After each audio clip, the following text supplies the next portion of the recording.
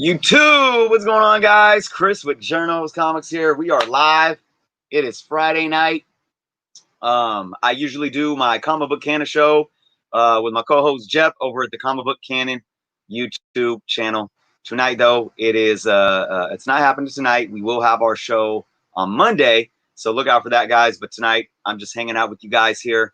Happy 4th of July weekend, and let's talk comics. Once again, as always, I'll sit back for a couple of minutes and just let some folks hop on in. So if you're watching this on the rewind, you might want to fast forward a couple minutes before the good stuff starts. All right, all right.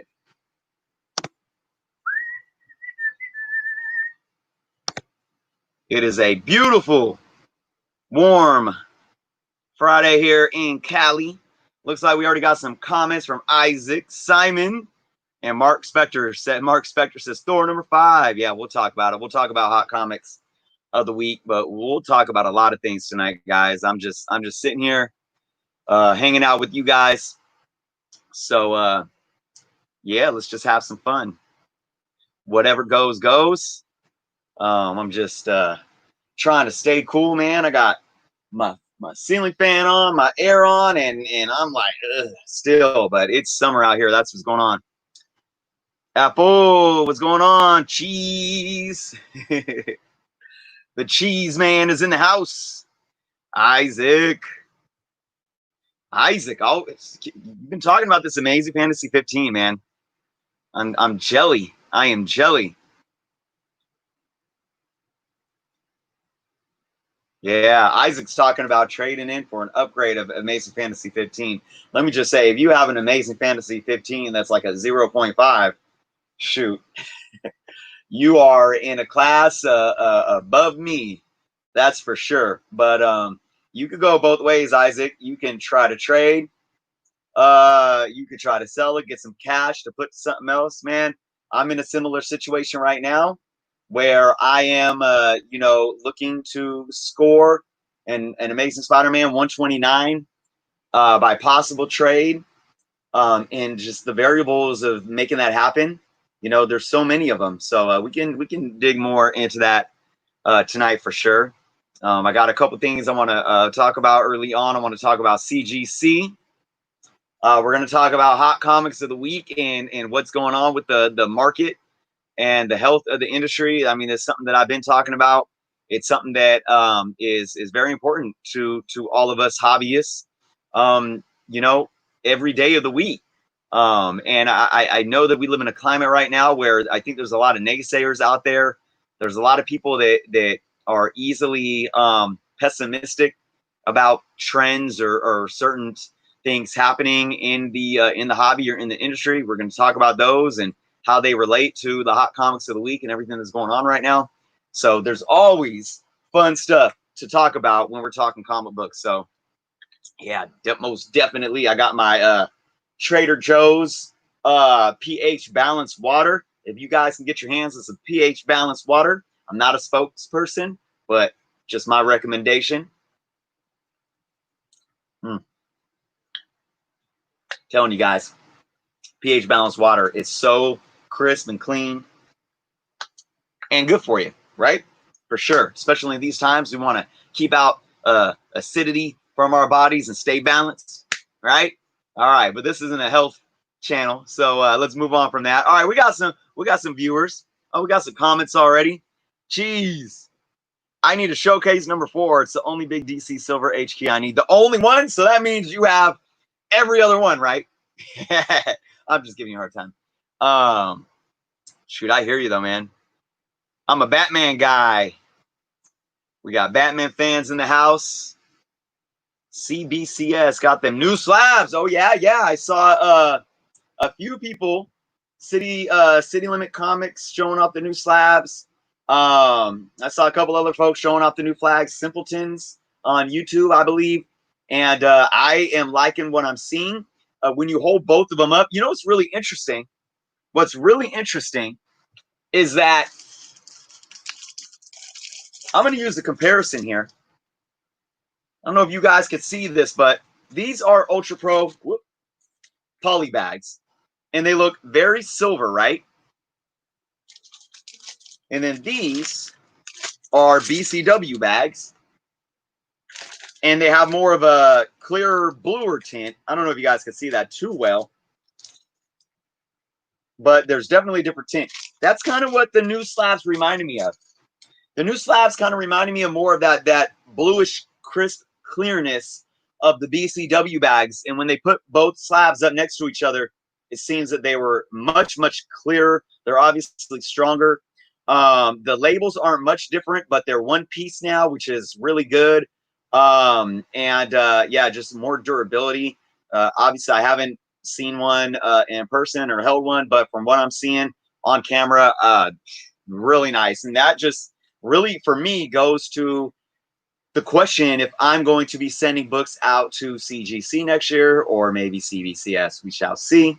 That's still up in the air. Many of you may know that I almost pulled out of sending any books to CGC this year. I almost called them to see if I can cancel my membership and get my money back, but I ultimately continued to send my comics to them, and they are there now. And I want to talk about that. We're going to talk about CGC in a moment here.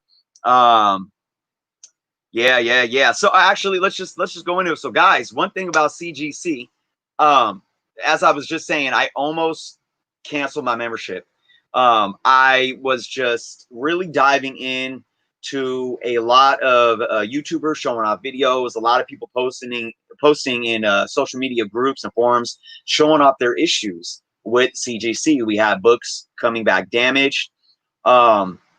Grades being just seemingly to be extremely inconsistent. Then we had the now infamous Superman #1 video that CGC themselves posted on their social media, and I just cringed seeing this guy handle the book like that.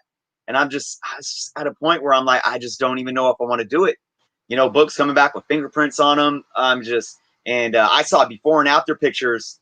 You know, those that take pictures of the books before they send them to CGC, which I do myself, and I recommend all of you guys do as well. Always take multiple pictures of each book before you bag it up and send it out to CGC or CBCS for that matter, or PGX, any of them. So I was just really hesitant. My renewal had already came out automatically from my bank account, so I already had it paid for, and I was just like, man, I'm going to call these guys and say, I want my money back. I'm not feeling it, but one thing that kind of gave me a bit more courage to stick with it was Alex the Comic Hoarder, who had been during this time sending out multiple books, multiple different times, and the grading was extremely consistent. The pandemic happened, which the turnaround time dropped a lot, you know, and I just said, well, let's just go ahead and do it. Let's give it a try. So with that being said, my books are there now. I have 13 books there now, and I'm getting frustrated, but not only in the sense where I'm becoming impatient. Nothing negative about CGC yet, but when I sent them in, and when I sent them in and they received them, it was a 16-day turnaround, and it's been 16 days, business days today since they received them. Today is the 16th day. So technically, they should be back to me today. I do believe turnaround time is when they get them back in your hands. But regardless of that, they're not even processed, right? They're still sitting as received, and I'm just getting antsy. And I know they say now, which I don't think they always said before, but I know they say now, turnaround time is, approximate and isn't always 100% concrete. It's a guesstimation, basically. And now it's at it went up to 18 a couple days ago, the turnaround time, and now it's at 22. So I'm just like, man, okay. Last year was like a 90 or 80-day turnaround time, so I can't really complain. But I'm trying to hold these guys accountable, right? So we'll see. And another thing that frustrates me, and this kind of goes to me questioning CGC, is somebody posted on a Facebook comic book group their screenshot and of when their books were received, and their books were received the same day that mine were received, modern books as well, and they were already being processed. So now, and don't get me wrong, I'm not trying to point fingers at CGC. I'm just sitting here trying to analyze the situation. CGC gets so many books a day. So just because they are received on the same day doesn't mean they're going to all get processed the same day. I get that. But this has been like 4 days now. I think that was Monday that this individual posted. So you can understand why I'm questioning. Well, you still haven't got to my books. So a lot of questions, but obviously, you know, it's been 16 days. I'm excited overall. I'm just excited, and I can't wait to get those books. I will be showing them off here.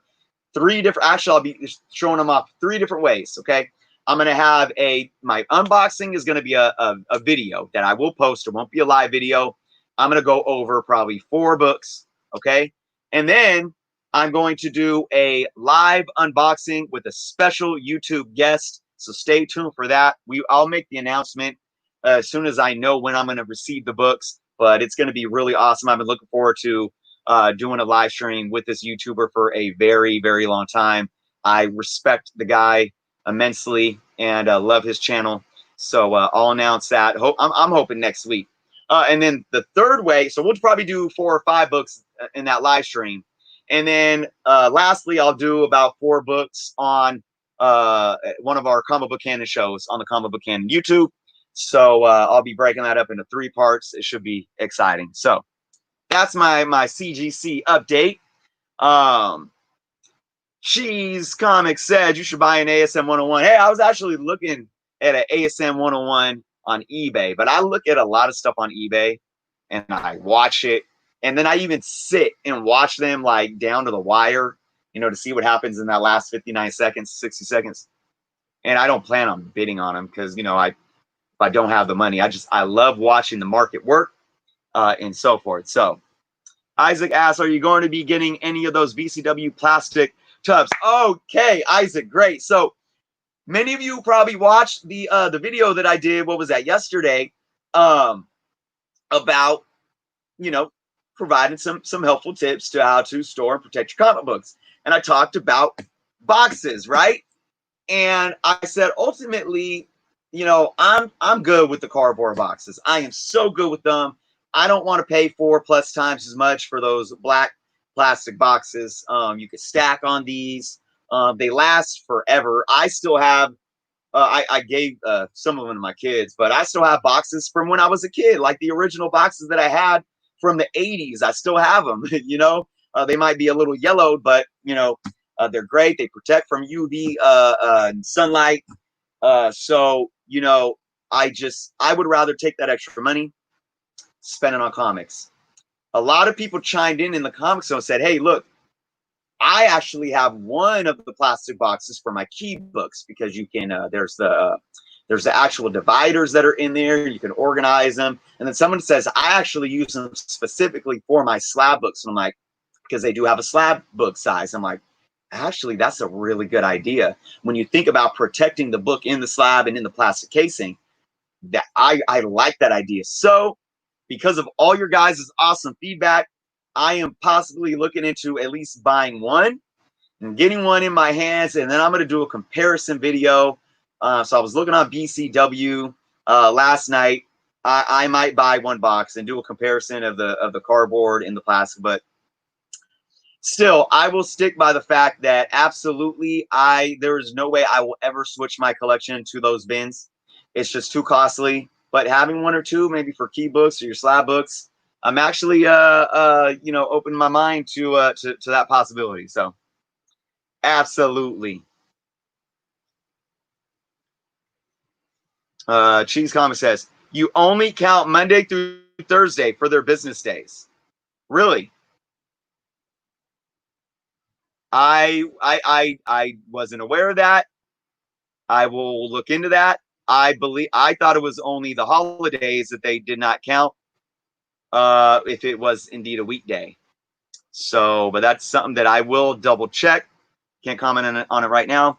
Ash, what's going on? Ash is looking for advice. I have the first appearance of Spider-Gwen and Silk. Those books been going up in value. Absolutely. I just worry they might not come in a 9.8. Should I pull the trigger and send them? Okay. This goes to another video I did this week. You got 2 modern books. First appearance of Spider-Gwen and First appearance of Silk. I have my first appearance of Silk at CGC right now. That was a mail subscription that I got in the mail. Okay, I'm subscribed to Amazing Spider-Man by mail. I get like the 45% discount on them. So they go through the mail and they're not even protected. They're in like basically what's like a poly bag with a piece of board that's not even as thick as an actual backing board, and it says "Do not bend," but my mail people bend them all the time. This one wasn't bent though, thankfully. So you usually get some kind of spine stretch. You usually get dings here and there on them. But I pulled mine out when I was wondering which books I should send up to CGC. I gave it a press, and I was like, wow, this book actually made it through the mail decently well. And I think after the press, it had a little blemish on it. I think it might have like one, maybe two little non-color breaking spine ticks, and that was it. So I was like, I'm going to guess that this book can be a 9.4. So here's my thing, and this goes to what I talked about. Like, I made that video earlier in the week talking about it's not always a guarantee that pressing your books up, that taking the money to ship your book, send it out, pay for the services, ship it back.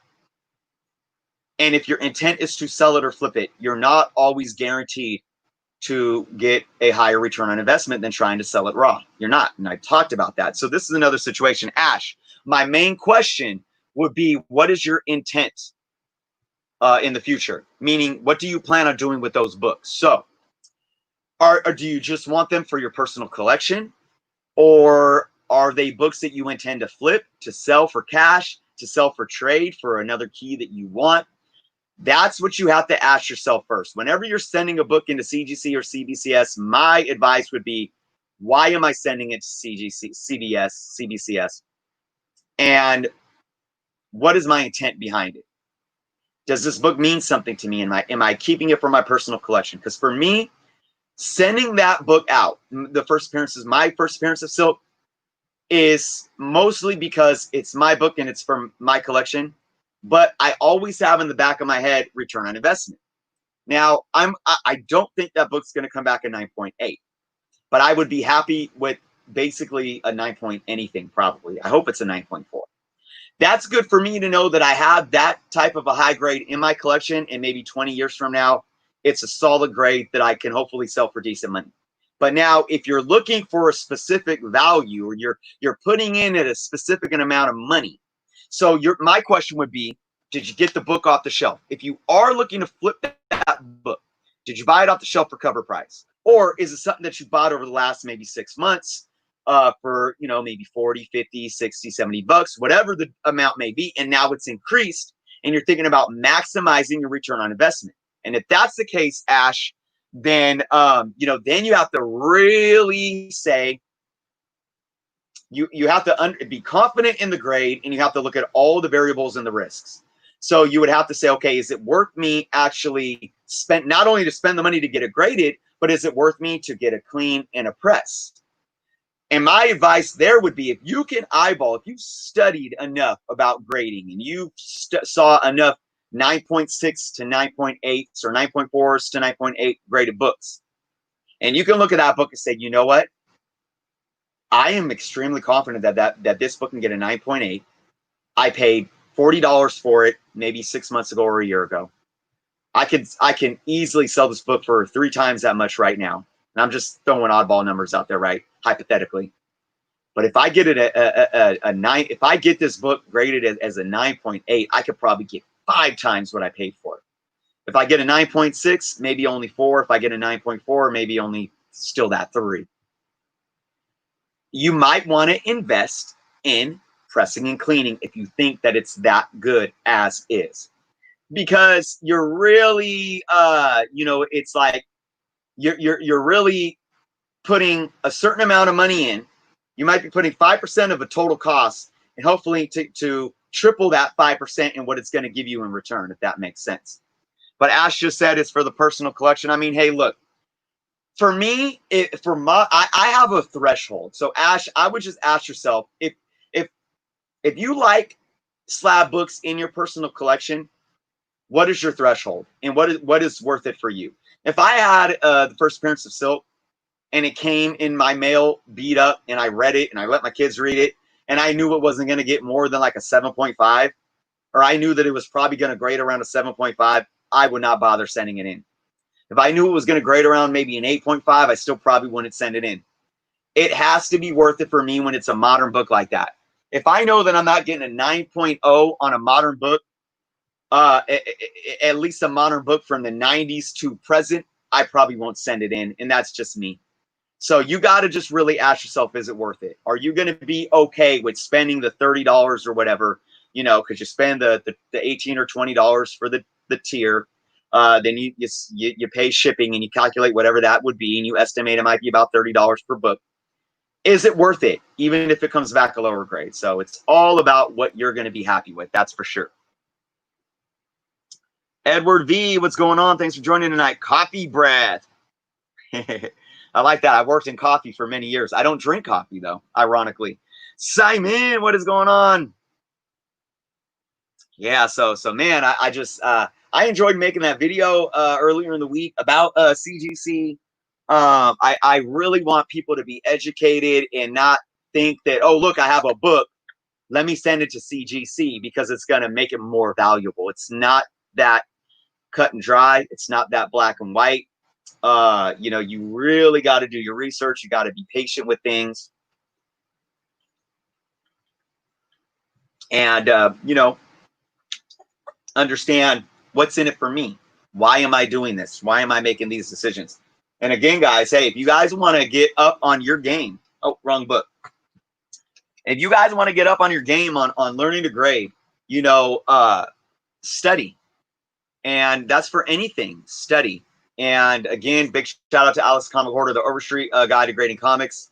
I found this used on Amazon for like $10, I think. And it's in excellent shape. I think it was used. I don't even know. Cover price is $25, but it was like half the price with shipping and everything.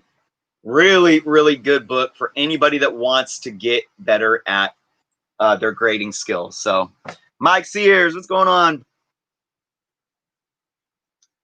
Mike asks, how about an ultra rare, ultra old, and ultra valuable book to be sent in for grade? Good or bad idea? Okay, Mike, let's see. Ultra rare, ultra old, and ultra valuable. So let's just say, well, what's ultra valuable? You know, multi thousands of dollars, I'm assuming, right, Mike? So let's say, and you know, an amazing Spider-Man 1 and a high grade. I mean, that's to me a no-brainer. How about even a Hulk, Hulk 181? Hulk 181 in a high grade. And you know, again, this might not be ultra rare at this point, but I think the things that Mike brought up, rare, old, extremely valuable. Those are three elements where it really teats the scales. You know, if you take those three variables into consideration, sending it in to get graded to CGC or CBCS is going to be obviously a better return on investment no matter what. I mean, when you think about, you know, Silver Age keys that are worth multi-thousands of dollars, even if it comes back a 0.5 or a 1.0, you know, you're doing justice for the most part for those books. But, you know, even there's some of them where you still want to really educate yourself in throw all the pros and cons out there. And I did that with my Fantastic 449. You know, Fantastic 449 is an extremely valuable book in high grade, but if it's not high grade, is it worth it? So if you know that you have a Fantastic 449 that is it's probably, I would say, at least a 7.0 to the naked eye, you know, send that book in, you know. But if it's, you know, getting down below the fine range, you know, right there in mid grade, lower mid grade, you start weighing it. Can I sell this book or allow this book to come off as a higher grade raw, or do I chance sending it to CGC and them being on a bad day and giving me a lower grade for it? And I went over that all in that video the other day where I talked about the range of grading scale. You know, in books that one day might be a 6.5 could easily come back a 4.5 the next day. I mean, they can look at like one defect and say, oh, that really is going to bring that grade down. like my Thor 165 first hymn, I thought that book was going to be a 6.0, 6.5 at best. I mean, it's really nice, and it has one color breaking crease that's about maybe 2 inches down in the corner. I mean, obviously it has other things to it. That's why I thought it was a 6.0, but it came back a 4.5, and I think it was that one color breaking crease that really did it. I think they saw that and was like, well, when I look at this book, I can't take my eyes off of that one crease, and that one thing really took it down. And they have the power to do that, unfortunately. So, yeah, but when you talk about rarity, the age of the book, and of course the value, it's always going to play into your decision making, and if it's worth it to send books off. Older and more rare than the comic you suggested. So I mean, so now let's see, we can go into Golden Age stuff, and shoot, again, high grade, decent high mid grade even for Golden Age books. You get into personal opinion, you can get now into books that aren't necessarily even keys. If you just find a nice, mid grade, higher mid grade Superman or Batman from the 1940s, I'd send it into CGC probably just to get it slabbed up. That's just me. What's going on, Brick Hunter? Comic Mag Musings, what's going on? So yeah.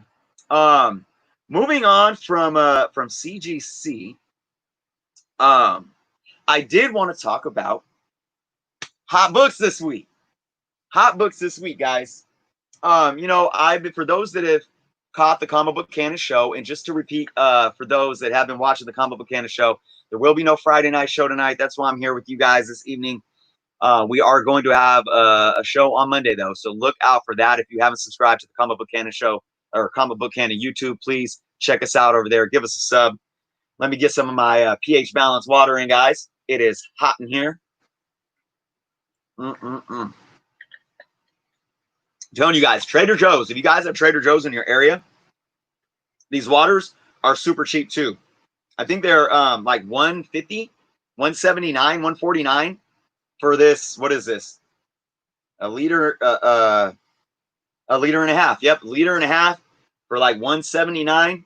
Purified water, so good. Anyways, all right. So, comic books this week. That Star Wars guy, what's going on? Morangian, Vigilante. Thank you guys for joining me tonight. Appreciate it. So what did you get? Has anybody monitored the top selling comics of this week, whether it be by Key Collector app or Go Collect or Cover Price? Has anybody monitored what has been going on? Now, I made a prediction on Comic Book Canon show last week that Miles would still have like 3 or 4 books in the top 10. Unfortunately, he only had one. Ultimate Fallout is still there, moved up.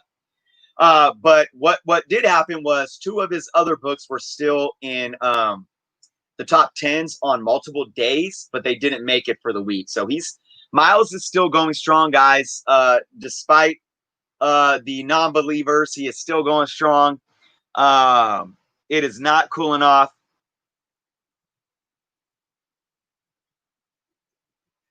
Hey, Jerno, can I tell you some news? Obviously, yes, absolutely. Anybody drop some news or questions or anything in the comments for sure.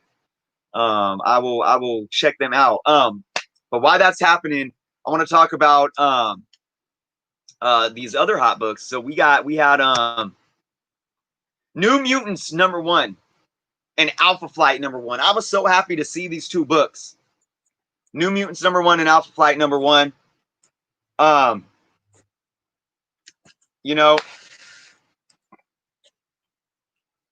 There has been a little speculation. Just happen to have this right here in my box.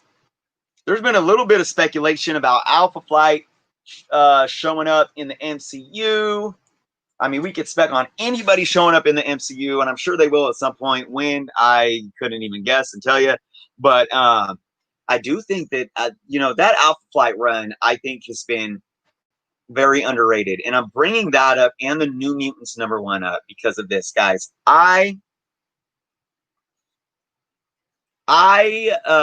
Besides a few issues that I had as a kid from both of those runs, Alpha Flight and New Mutants, I got most of my runs in the 50-cent and dollar bins, in high grade condition, not beat up or anything like that even. I think I paid for Alpha Flight #1. I think I might have 2 copies actually, but I bought one like a few years ago for like $3 or something like that. But I think I had one from some years back, and I just think both of these runs have been extremely undervalued. They have a lot of decent first appearances in them, and when you look at the time period that came out, which is technically late Bronze Age, some call it Copper Age, I think they are primed for the picking right now. And just my personal opinion, if you guys can find these runs, especially the #1s are getting hot, but there's a lot of minor keys in these runs that you could still probably find for under $5. And if you could find some high grade just run fillers, for under the $5 mark, I definitely recommend it because of 2 things. One, like I said, I think these books have been undervalued for a long time. I do feel like they are at that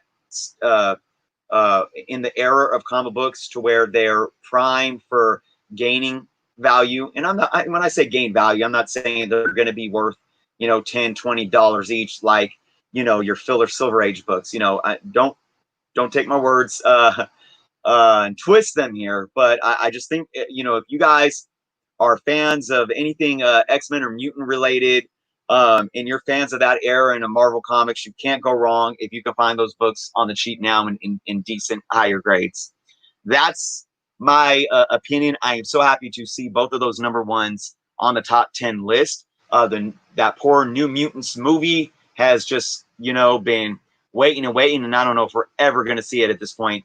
If movie theaters get shut down again, because they were supposed to start opening back up in July. If they get shut down again, New Mutants has to be released to on demand for that like $20 price point. I'm sorry. I'm saying it right now. They got to do it. We can't wait any longer for that movie. Black Widow and stuff like that, I get it. They already pushed that back to November. We'll see. But with New Mutants, I don't think that can get pushed back anymore. Brick Under says on eBay, Civil War II, first immortal She-Hulk is heating up. Yep. I do believe I have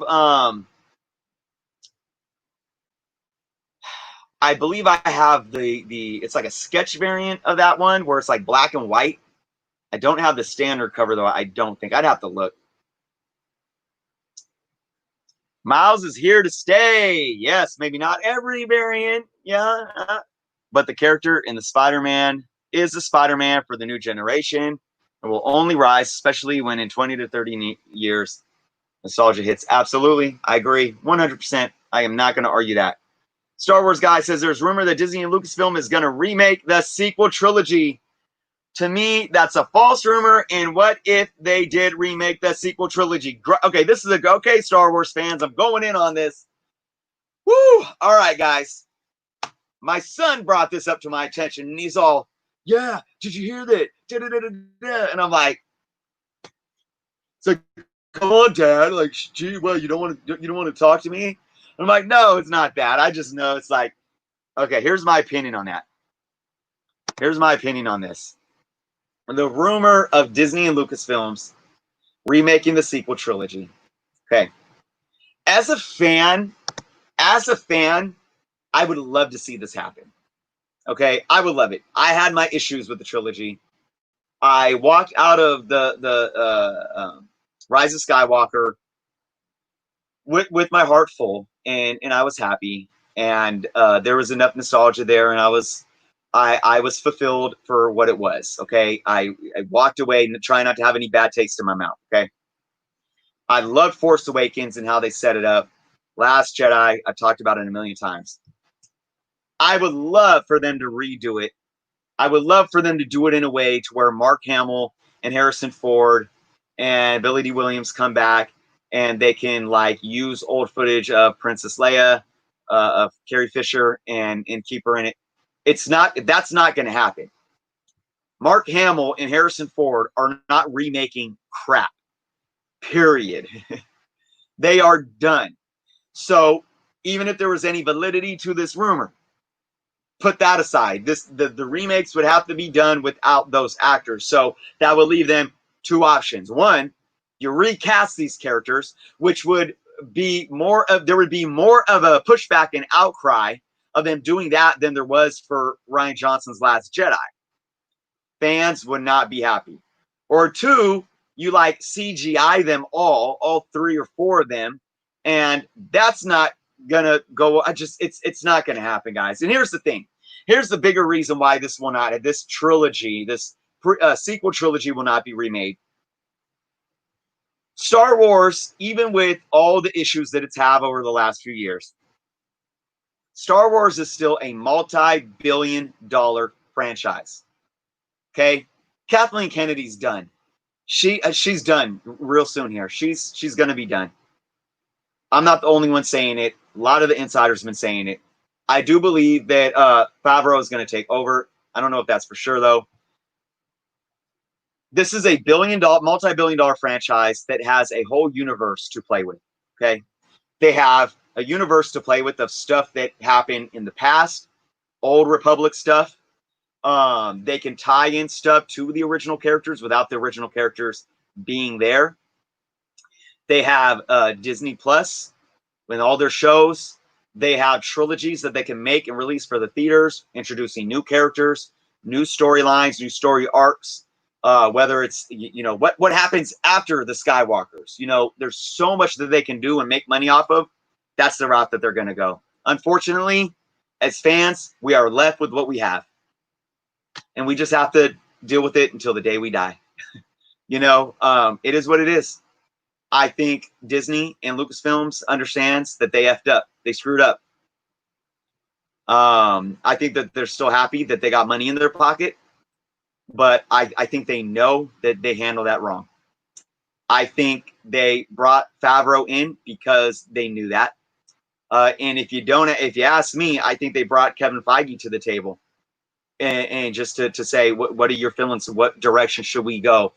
And I am very confident that even Kevin Feige had input on, tell us what we did wrong and what we could have done better and where we can go in the future. Because I'm sorry, Marvel Studios is the roadmap to success. Regardless if you like every single movie or not, they've just, So that's my answer to that. I do not believe these sequel trilogies will be redone. What I would actually love, and I don't think it will ever happen. I just think Mark Hamill's done. Maybe Adam Driver would come back. I would love to see a Disney Plus show about the rise of Kylo Ren. I would love, because the one thing that I think one of the biggest takeaways of that film was Kylo Ren's backstory. Of those three films, was not getting enough of Kylo Ren's backstory. Fell completely flat. And they didn't give us enough context to why Luke would want to kill him, and why Kylo just all of a sudden flipped. I would love to see an 8-episode Disney Plus series of the rise of Kylo Ren, and I would love to see Mark Hamill reprise his role, even as a special guest in a few of the episodes where they show kind of that relationship in the training and how it went wrong. That would be amazing, because then you wouldn't have to remake anything, but we would have context that would allow us to enjoy that storyline so much more. Let me know what you guys think about that.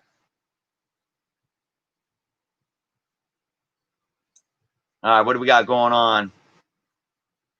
This stupid rumor came from Doom somebody. Christopher Barker. I got to look into this person.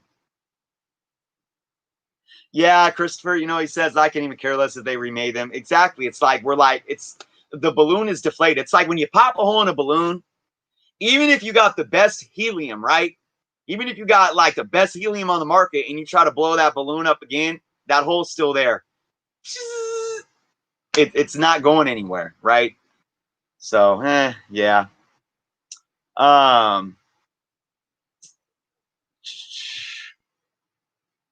You know, we're talking about rumors here, which kind of makes me want to go into my next topic. Disney bet on the wrong horse, literally. Yeah, and you know, I think it's. I've said this, and I'll make this brief, and we'll move on from Star Wars. But part of this is the fans' fault. Part of this is the fans' fault. And I don't know if you guys are some of them, and I'm not trying to beat anyone up, because hey, you know, we love our franchises, but you know, I really do believe that George Lucas was bullied, and I think he was bullied by the fans into making this decision. I don't know George Lucas, but George Lucas, like as an artist myself, you know, of all that I've watched of George Lucas and read on George Lucas and trying to understand him as a human being and as a creative person, he's very sensitive and very driven in his work, which makes him like his own worst critic, right? He's very kind of what's the way to put this? He believes in his mission so much, but yet at the same time, that makes him more vulnerable. If that makes sense. It's kind of like a double-edged sword. And I just really think like he felt so bad that he failed everyone. That's why he sold, because of all the pushback on the prequels. And I will never understand the criticism of the prequels. There was criticism to be had. Nothing's perfect. I get the Jar Jar Binks criticism, but overall, I think in order to understand the original trilogy, you had to have the politics so heavily involved. How the politics were involved, I think, made those the prequels what they were. And I still put Revenge of the Sith as one of my top Star Wars films of all time. People not Hayden Christensen. I don't know why. He was a whiny little brat, but I think he was supposed to be. You know, and we saw him turn into Vader in a solid way. I thought he did great. Some of the Obi-Wan casting was great. You know, Qui-Gon casting was great. I mean, Darth Maul, guys, you know, it's just Samuel L. Jackson as Mace Windu. Just so much of it was great. Bringing back, you know, Ian is Emperor Palpatine. Just people were too harsh on those. So part of it's the fans' fault, but I do believe the biggest mistake that Disney made was Kathleen Kennedy. And I do believe that might have been George's play as well, because George's work with Kathleen Kennedy, you know, in the decades prior, I think he kind of trusted her, but I believe he trusted her too much. But ultimately, when Kathleen Kennedy, and I don't know what happened behind closed doors. I don't know if Kathleen Kennedy came to Disney and said, "Look, I want to go a different route with the directors of these things. I want a different director to come in, whatever." And then for her to say to Ryan, "Do whatever you want." Disney should have put the brakes on her and gave her the backhand and said, "Stop. Stop. What are you doing?" So even if Kathleen Kennedy oversaw Lucasfilms and was making the decision to say what director, there should have been more oversight from the execs at Disney to put their foot down and say, "What the hell are you doing?" And I think as soon as they hired JJ, they should have allowed him to have more input. And if they still wanted to bring Ryan in for the second one, and Ryan came out and said publicly, "I didn't even watch it. I didn't even watch Force Awakens. I don't even care what JJ did." They should have said, "Nope, you're going to work with JJ or you're out. You're gonna bring what you want to the table, but you're gonna work with JJ, and you know we're gonna make this flow." There's so many things they could have done. We could talk about it until we die as well, but nothing's gonna change if they're here to stay. So with that being said, let's move on from Star Wars. Let's talk about rumors. All right, let me go through the comments before I bring up rumors. Rumors is always I call it sticky sweet. Sticky sweet, like some good old Southern barbecue sauce from Louisiana. All right. Vishnu, what's going on? I got Disney Plus just for the MCU content, and we haven't had any MCU content yet, at least new stuff. But hey, I've been patiently waiting, Christopher. Absolutely, yeah. Yeah. All right, B. Schnurr is going to watch it on the rewind. Thanks for dropping in and saying what's up. Daniel Rodriguez. They need to bring back Jar Jar. Poor Jar Jar. Hey, you know, Jar Jar was a fun character in the Clone Wars. That's just my opinion.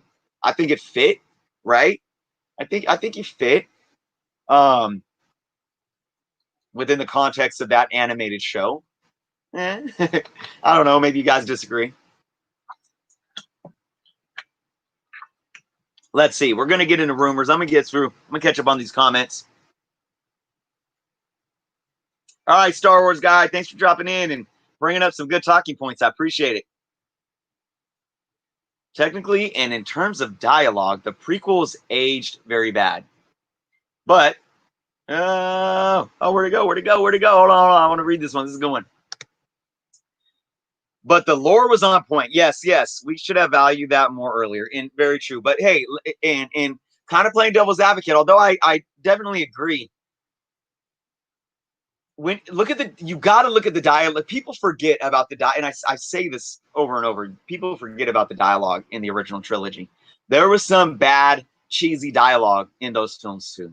So I think we kind of forget that, and we give them a pass. So yeah, you think the dialogue and some of it would have been a little more better in the prequels, considering the time, but you thought there were too little politics.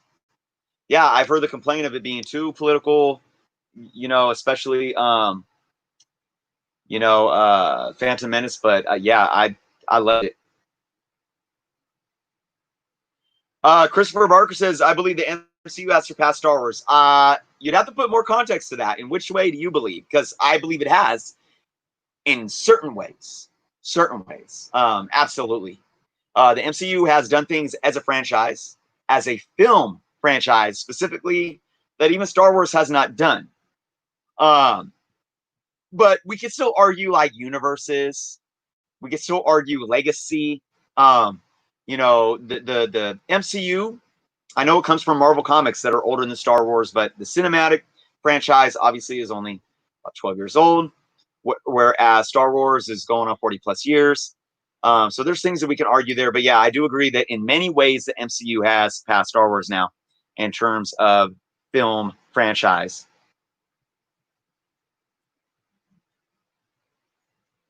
All right. What do we got? Oh, Daniel Rodriguez says, did you hear about the rumors about Michael Keaton coming out in the next Flash? Yes.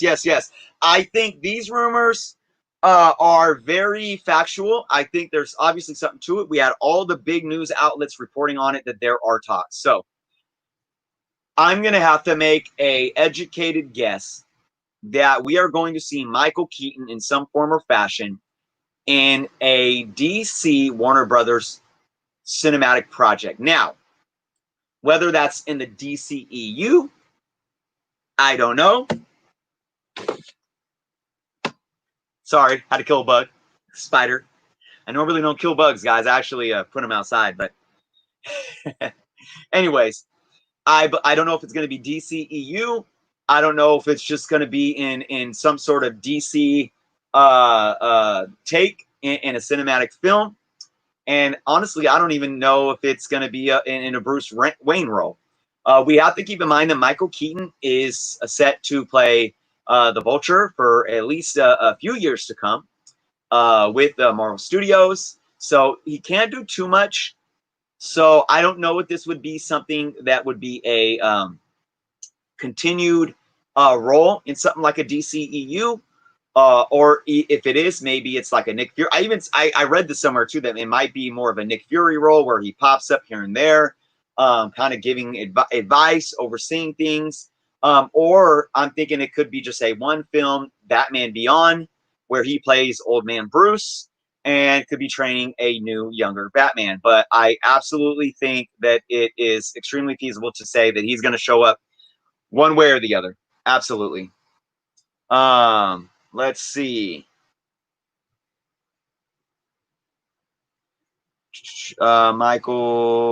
Michael says, did you pre-order a copy of Batman The Adventures Continue to Peach Momoko variant? The cover is like the Ghost Spider 2 variant. I don't think I did. I do believe I ordered the original copy, and I know that Comic Tom has been talking about this. Yeah, I don't think I ordered the variant. I think I just ordered the original or standard cover, which sucks, but that's okay. Yeah, I just ordered the standard cover. Yep. Did you? Did you happen to? All right, guys, I want to get into some rumors here. So this has been heavily on my mind. I'm gonna bring up some water here because I'm gonna get into this. Again, for all those that are just joining or missed the beginning, I want to thank everyone for joining. I do want to make a quick announcement too. I'm so close to 2,000 subscribers, and first and foremost, I want to say thank you to all my subscribers. If you guys are watching and haven't subscribed yet, please, hit subscribe, be a part of my channel. I appreciate each and every one of you. It's been an amazing journey for me, and I just really appreciate having this platform, especially now in this new world that we are living in, amidst this global crisis. And I appreciate having all you guys here. I know it does wonders for me and my mental health, and I hope I can do the same to you by allowing you guys to have some form of community and interaction when we can't physically get together and shake hands and give daps and give hugs and whatnot. So I just want to say I appreciate you all. Can't wait to hit that 2,000 mark. And with that being said, let's get into some rumor news, and it has to do with market speculation. I made a video maybe about a week ago now talking about I did a video for it and I did a live stream, and I just want to reroute to it because I said I would. MCUcosmic.com published an article saying there's something. The title was something along the lines of there's something really wrong with YouTube comic book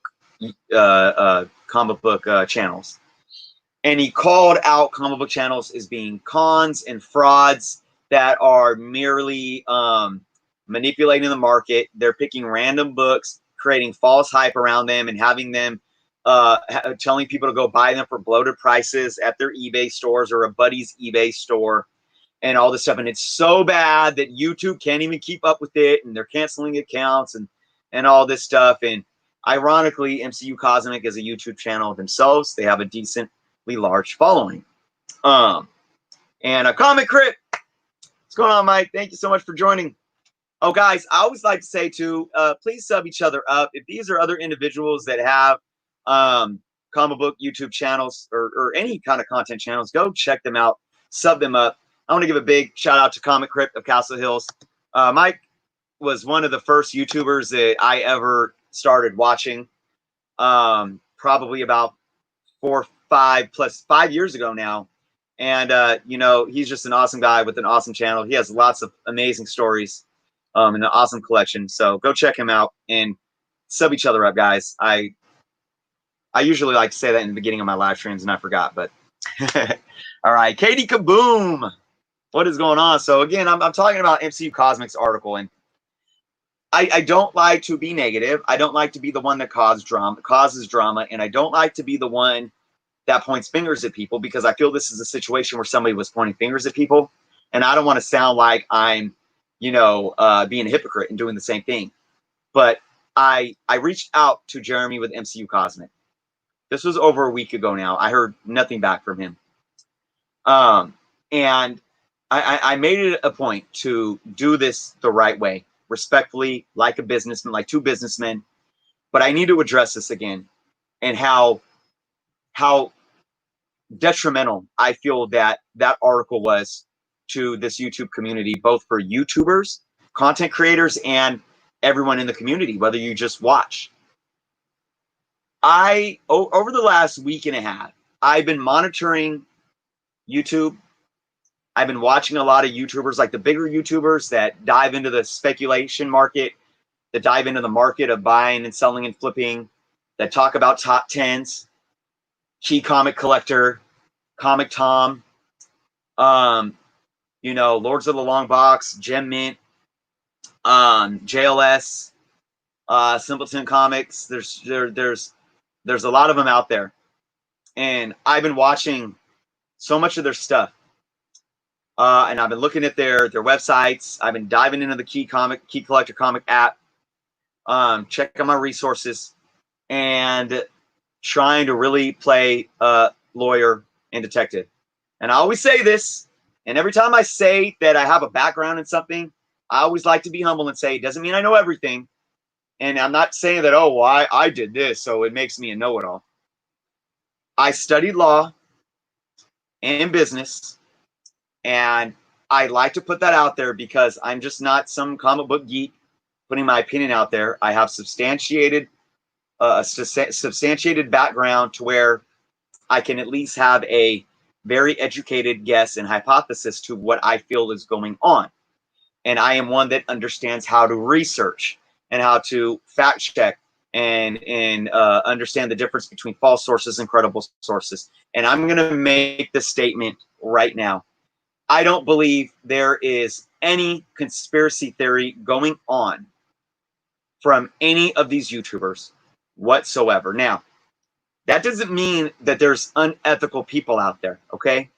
But when you talk about a conspiracy to where it's truly manipulating the market or countering the market or is on some kind of insider trading. And I had a very good discussion with a fellow YouTuber, Instagrammer, and he brought up why he would question if there's some kind of insider trading going on. And he brought up some issues of a book being sold on eBay like hours before Key Collector Comic app like put it up as a spec book, and then the price shot up the next day and these things. And I was like, okay, this is a value argument. But then I went and I did my research, and I'm like, this is more practical. This is probably more like you got to understand all the variables at play. I even watched a very good video last week from Comics with Bueller, and he addressed this, talking about is the comic book industry being manipulated? And they said, well, what does manipulated mean? We all manipulate the market. A lot of their talking points were the fact that me coming here saying, oh man, look, I love Alpha Flight #1. I love that it's picking up some steam. My opinion, if you can find those books for cheap, go buy some if you love Marvel and you love Alpha Flight. I'm manipulating the market if you guys go and listen to what I'm telling you, right? And go buy them. But it's not manipulation, it's influence. I'm influencing the market, not manipulating it. It's different.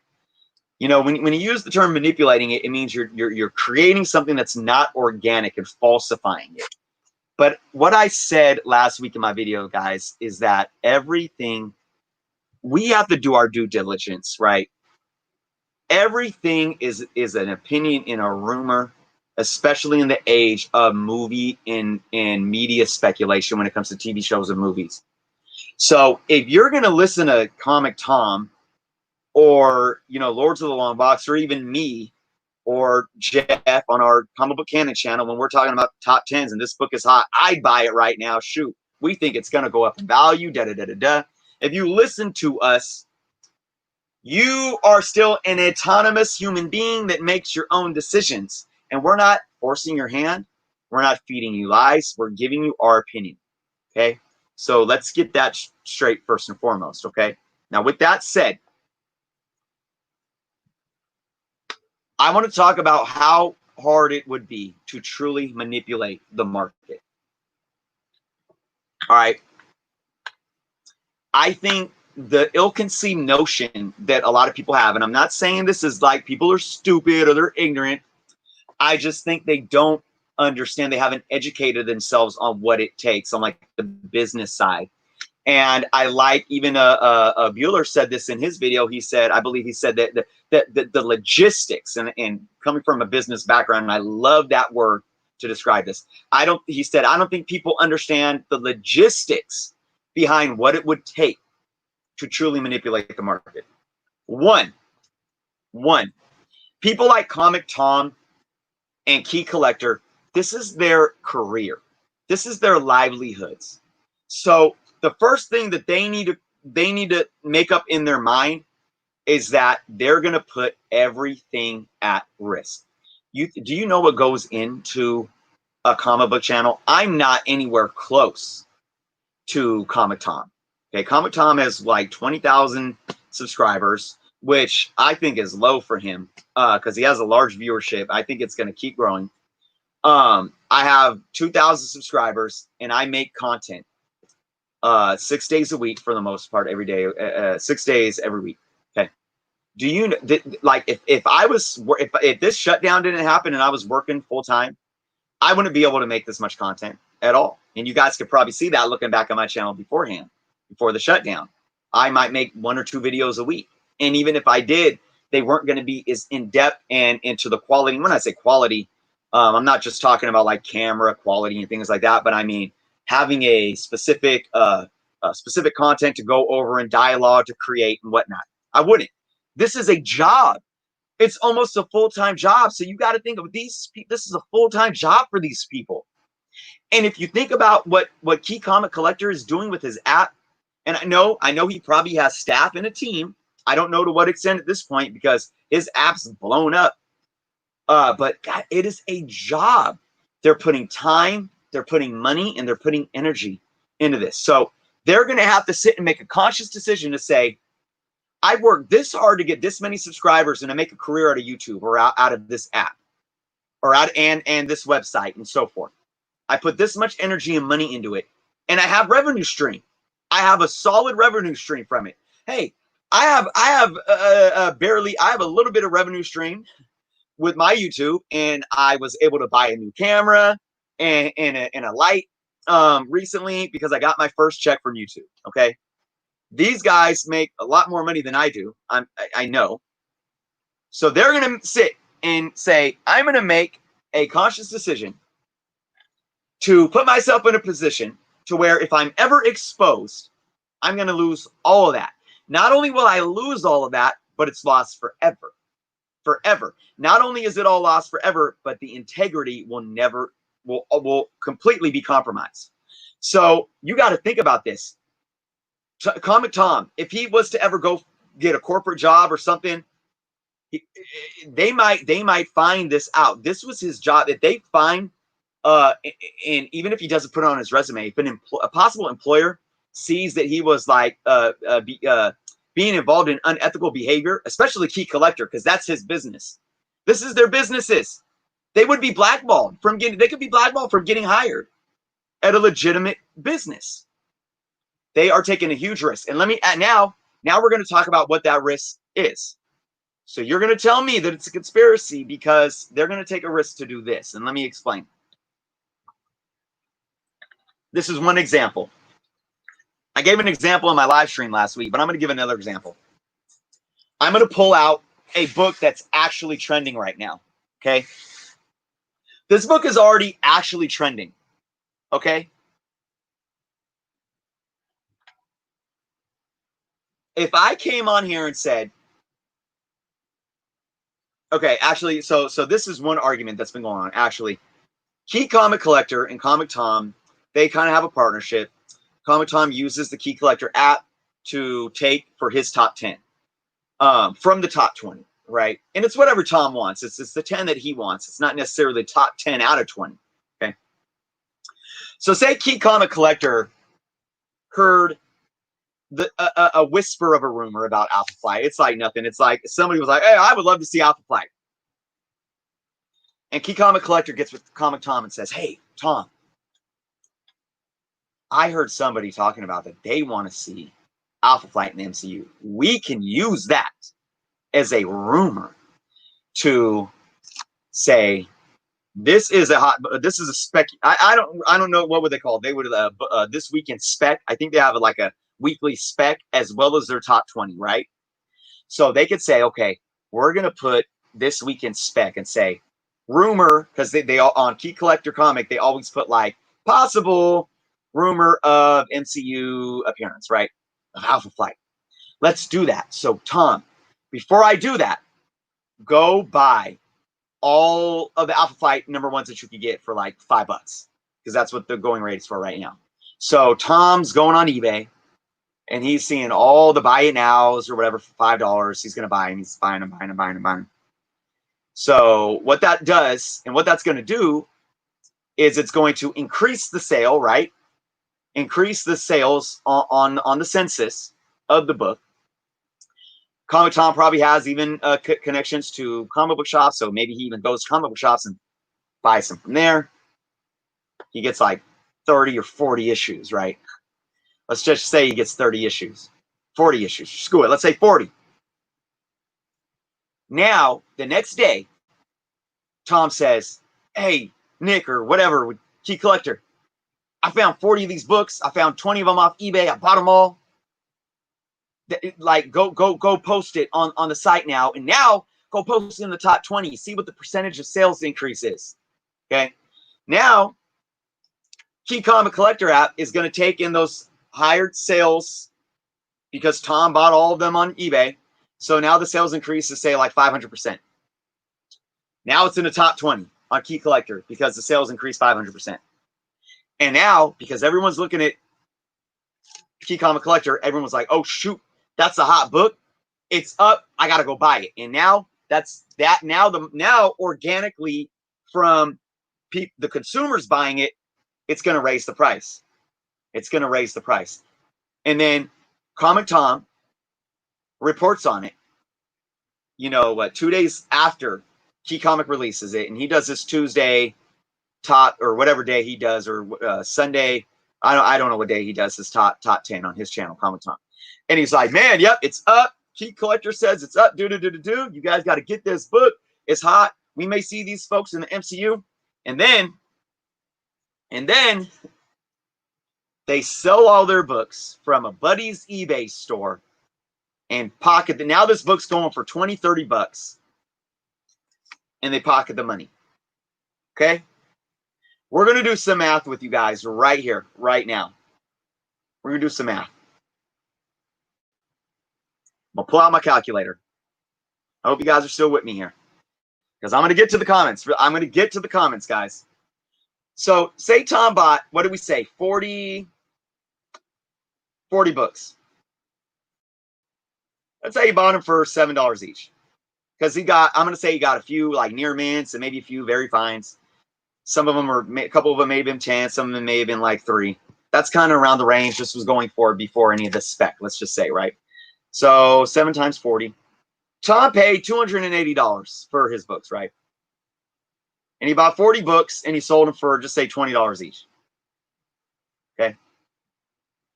No, screw it. Let's say $30 each. Say $30 each. 40 books at $30 each. That's $1,200, right? Yeah, $1,200.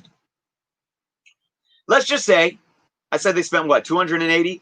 Let's just round it out and say that they made $1,000. They just made $1,000 by insider trading, manipulating the market, cornering the market, by utilizing their foothold in the industry. Okay? If somebody ever found out of what they just did for this one book, do you think it would be worth it for Key Comic Collector and Comic Tom to do this for $1,000? Comic Tom probably makes $1,000 a month off of his YouTube channel alone. And that's not talking about his mystery boxes. It's not talking about his affiliations with his comic book shop. I know he used to have an eBay store. And then Key Comic. I can't imagine. I mean, Key Comic has residual income from subscribers on his app. It's guys. Now, and then there might be a reply say, well, that's just one book. I mean, they could be doing this with all the books. How long do you think that they could do this until somebody found out and reported them? Not long. Not long at all. Do you know how many shell accounts they would have to have, shell eBay accounts that they would have to have? I mean, the work. It would be a job in itself to try to even make some kind of conspiracy like this happen. The logistics involved in making it happen. Now, let's go back to MCU Cosmic's article where he talked about he didn't even say books that already got hype. He said they were even creating the hype.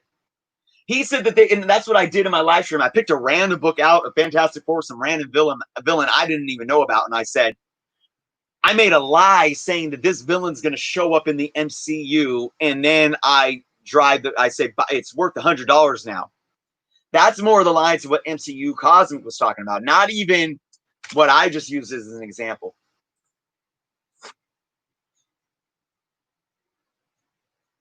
If you monitor these guys' work, they hold themselves accountable.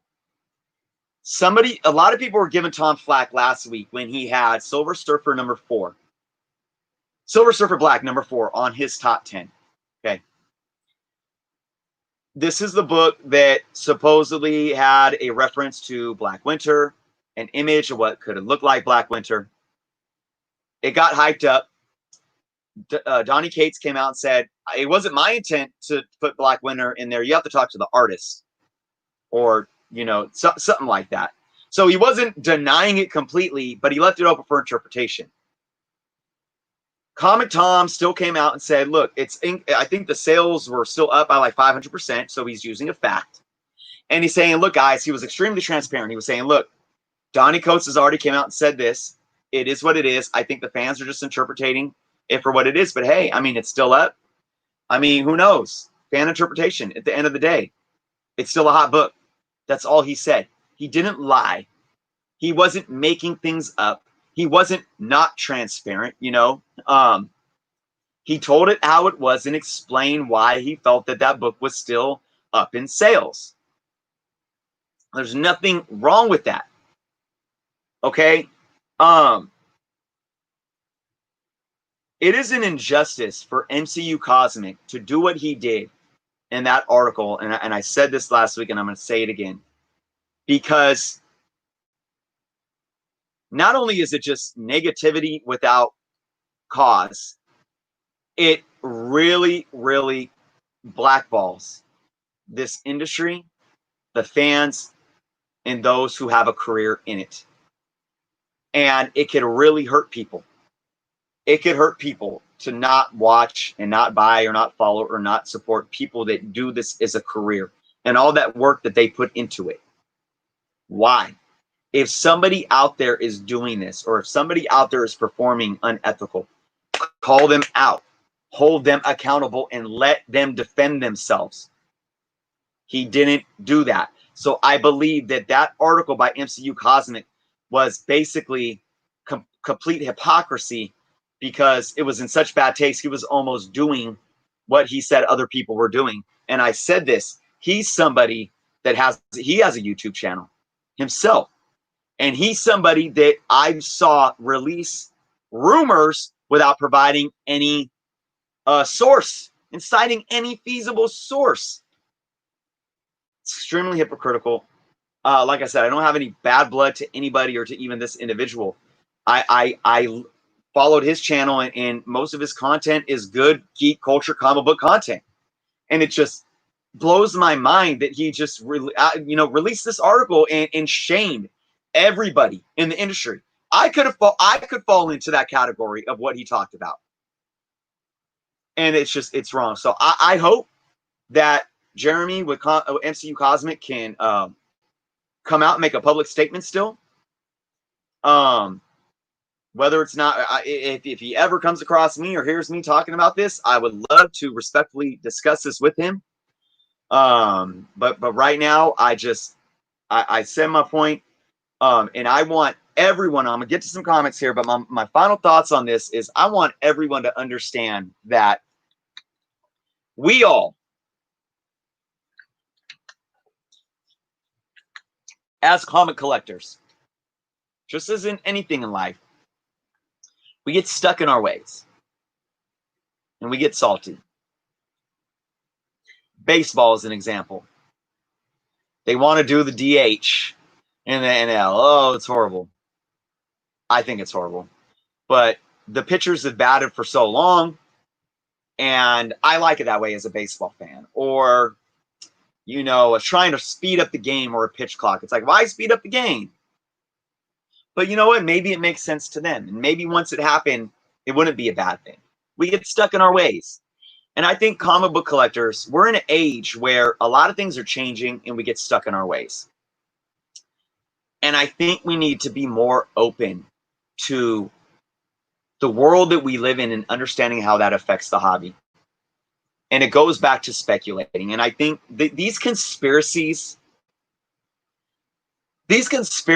about, oh, people are manipulating the market and there's scams and shams and it's, that price is just so bloated, it's fake. And I think all of this comes from, in bulk, it just comes from people not understanding how we evolved and not allowing themselves to humble the fact that speculating has always been a part of the hobby, and it's something that keeps the hobby healthy. Guys, I'm in an age where probably a lot of my viewers are at an age where we grew up in the 80s and 90s, or maybe even some of us in the 70s collecting comic books. And in our own way, we were speculating on comic books. And I guarantee you, if there was internet and social media back then, it'd be the same thing back then. We didn't have that source. Our speculation sources were talking with our friends, going and hanging out at the LCSs, talking to the workers and the owners, and buying, looking at Overstreet or buying the Wizard Guide, buying Wizard magazines. That was our speculation. That's how we knew Venom was going to be the next hot thing, and how we knew McFarlane was coming out with with his own series, or how to get the connecting Jim Lee X-Men covers, or Carnage, or the silver and gold black Spider-Man #1 McFarlane's. It's like, it's always been there, guys. The hologram covers, the Prism card inserts. And there's always been gimmicks. There's always been gimmicks, but that's business. So my final thoughts again are just,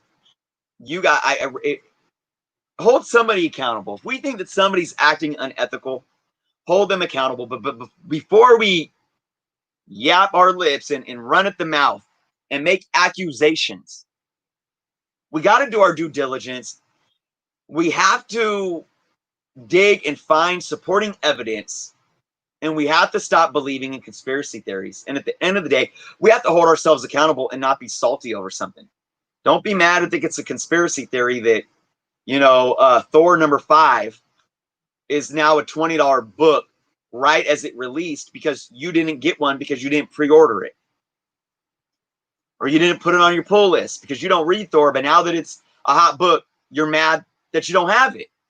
You can't have your cake and eat it too. And don't sit and say that, oh, Comic Tom and Key Comic Collector manipulated the market, and that's what's they're ruining the hobby because it's a $20 book now. No, nobody's ruining the hobby. Your comic book stores that are hurting right now are now making $20 off of a new book. It's good for them. It's good for them. And that's what I talked about, the top 10. Thor #5 is #1. Thor #4 is still up there. You got new books. You got new books that are in top 10s that are still selling. And that's so good for our LCSs. It means that books are still selling, not just back issues, but new books.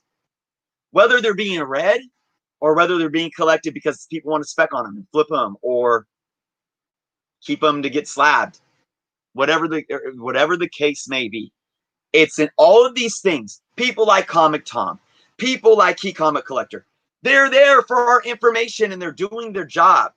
They're here to inform us, and they all make mistakes. Key Collector made a mistake putting some kind of a speculation news and it was wrong. And he took it down and fixed it. Mistakes happen, but he's not purposely manipulating the market by it. And all of it's rumor, all of it's opinion, unless it comes from the studios, right? Or the publishers, so forth. They're doing their job. We look to these people to speculate. But once we do speculate in the book source, then we accuse them of manipulating the market. It's ridiculous. So I'm going to keep talking about this, guys.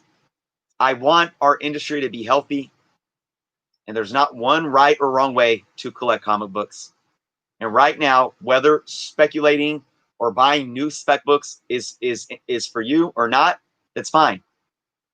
If there's a book that you wanted and you didn't get it because you didn't put it on your pull list, that's your fault. Own it. If you still want it just because you want to read it, wait for the second printing, or wait for the trade paperback, or wait for it to be, or buy for $2 for a digital download, or don't be mad. Or if it's not for you and you didn't want to read it and you can care less and it's a $20 book now, spend your $20 on something else, right? Whatever makes you happy. So, all right, guys, I'm going to go into some comics. I appreciate you. I know that took a lot of time, but I mean, this is something that just is so layered, and I'm going to read some comments. Let me guys know what you think. And this will probably be, I'm going to go through some comics and probably wrap it up for the night. Yes, Simon, I'm going to watch Hamilton on Disney Plus with my kids. My oldest will probably be like, man, I don't want to watch that. That's whack. But my youngest actually did a Hamilton play 2 years ago for school. I forget which character he was. It was awesome, though. I filmed it. All right, so let's see. What do we got? Apple de la Fuente starting YouTube channel soon. Yeah. Get with me. Let me know. Leave me a comment, like I said in one of my videos, and I will sub it up. Absolutely. Punisher 268, what is going on? Thank you for joining tonight. Oh, Brick Hunter says the thing about Lords of the Lumberbox is that they will report hot books, but will call out dumb books to spec on and buy. Comic Tom acts excited about spec books that we know will go nowhere. Okay, so Brick Hunter, and I'm going to play devil's advocate. You bring up great talking points. So guys, if I ever play devil's advocate or bring up opposing viewpoints, don't ever think I'm diminishing your guys' comments or opinions whatsoever. I'm not, because honestly, they're great talking points regardless. To your point, now I haven't watched enough. I we could pick things apart, Brick Hunter, with this, but look, if you think that somebody's specking on a book that's a whack book and you're like, whatever, then don't listen to them, right? So at the end of the day, we still make our own decisions, right? So, but then again, when he says he acts excited about it, but we know that those books will go nowhere. But do you? And what does going nowhere means? I mean, does that mean so? And I've said this before. Just because a book is hot doesn't mean it's gonna increase exponentially in value. Like Silver Surfer 4, or even Thor number 4. Thor number 4, the first cameo of Black Winter, supposedly, right? It's still a cover price book, or you might have to buy it on eBay for $5 or $6, or a cover price plus shipping, whatever, right? But the sales have increased, but that's because there's a print run there to support that. If the demand keeps up and the print run wears down, then you're going to see the value increase because it's going to be all on the secondary market, and you're going to have people selling the books that they already bought. Look at Silver Surfer 4. This is now being sold on the secondary market just because it was speculated on. But you can still buy it for $7 or $8. So it's not like the speculation made it be this valuable key book that you're going to rush off to CGC, right? No, but there's a high demand, and because of that, sellers on the secondary market can ask a couple more dollars for it. Even the X-Men, Uncanny X-Men 193, right? First Firestar and or excuse me, yeah, in continuity, excuse me, brain fart there. that book's gone up to about $20. But it's still an affordable book if you want it right now because of the hype. You know, where you could have probably got that book for under $10 a month ago. It'll come back down a little bit, and then if we see it in the MCU, it'll or we get official news, it'll go back up. But worthy, I mean that's worthy of the value to increase if we get official news, right? So it doesn't mean it's going to go nowhere or it's a faulty books not to get excited about. So it all depends on how we react.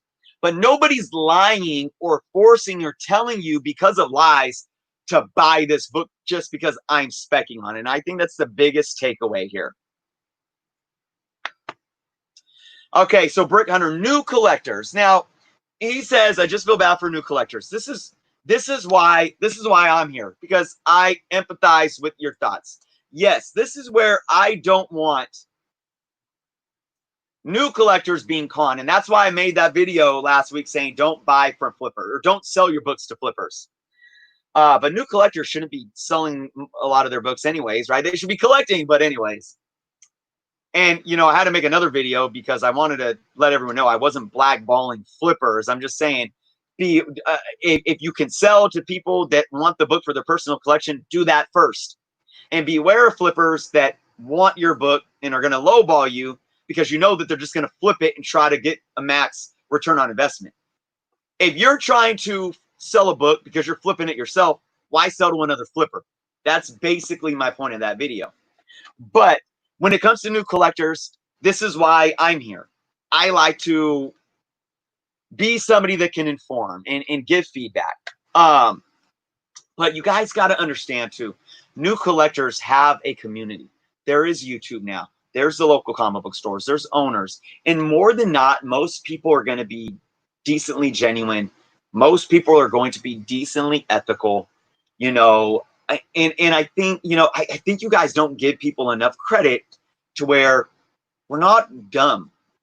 Even the younger kids. I mean, hopefully the young kids have their parents, but even like the teenagers or young adults that are getting into the hobby, we're not dumb. We know how to do research. You know, or at least I hope the majority of us do. We know how to, you know, be patient. And I know that's tough sometimes, but don't take everything with a grain of salt. So again, even for new collectors, if you're saying, oh man, I'm new to collection, I don't even know where to start, I'm going to watch a video by Comic Tom, and you take everything he says for face value and go buy every book off of his top 10 list without having any heart in the matter of it or knowing why you're buying those, and then you have buyer's regret afterwards.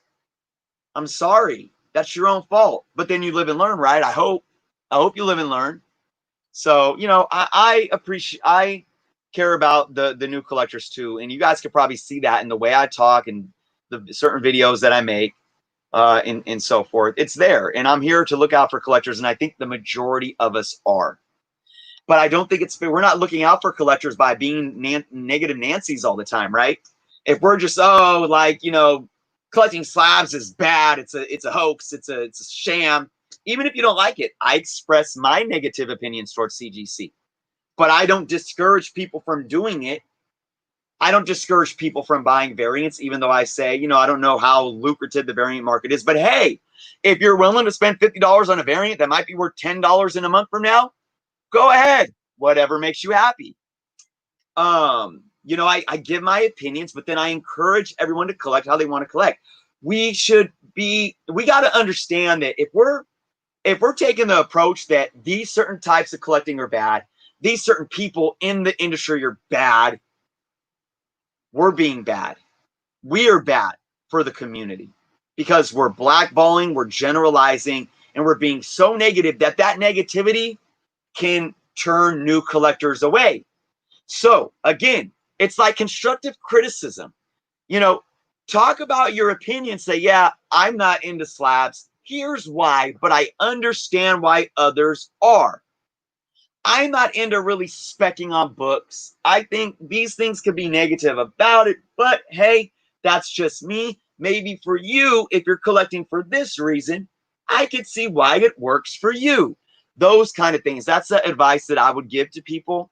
You know, we got to be overall more humble for sure. Um, feel bad for new collectors that believe in some of these books. That's being again, Brick Hunter, and again, I appreciate your comments, but and I'm kind of going at you here, playing devil's advocate, but for going after the books that are being hyped, why would you feel bad for them if they did their homework, they know what they're doing, and they're consciously making that decision? What is so bad about what Comic Tom is saying? What is so bad about Comic Tom saying, okay, I picked 10 books that have been hot on the market because of sales or speculation or both, and I'm going to talk about them. And Comic Tom says, guys, look, Donny Cates already said that this isn't a cameo appearance, a Black Winter. You know, a lot of collectors are already saying, yeah, no, I'm going to listen to the writer, but a lot of them aren't. And look at the sales numbers. So hey, look, like it's crazy. As a fan of comic book collecting, I like that certain collectors are interpreting this as a cameo for Black Winter. Winter. Look at it right here. I mean, hey, you can interpret. How would you interpret it? I don't know. I'm going to be kind of biased about it, but I wanted to showcase it because wow, I'm amazed at how hot this book still is on the market. Next on my list, what's wrong with him saying that? Why feel if someone goes out and buys the book for $8, which isn't even that much, why do we feel bad for them? Do we feel bad for them because they bought it hoping that it was going to be worth $100 in a month? Comic Tom never said this book was going to be worth $20, $30, $100, or $1,000. Key Comic Collector never said that it was going to be worth $10, $20, $100. Nobody ever said anything like that. So if they're mad because there was a little bit of spec that was honest and transparent spec on a book that might not be very valuable at all, and they went out and bought it thinking they're going to flip it, that's on them, isn't it? So are we empathizing because they're playing the victim, or are we empathizing because they're really getting duped? That's the question I think we need to ask ourselves. Because again, if Comic Tom said, guys, Alpha Flight #1, look, there's going to be a movie. I know it for a fact. We know that's not a fact. And he says, right now, if you can find this book, like I'm selling this book on my eBay store for $80. And guys, I only have 2 copies, so get it while you can. And then they buy it, then we feel bad for the buyer because they were lied to and they were conned and they were duped. And then we would hold Comic Tom accountable and we would kick him off YouTube and make sure that he doesn't have a platform. But that's not what's happening whatsoever. Whatsoever. So that's how I would kind of differentiate. Let's see. What do we got? What do we got? What do we got?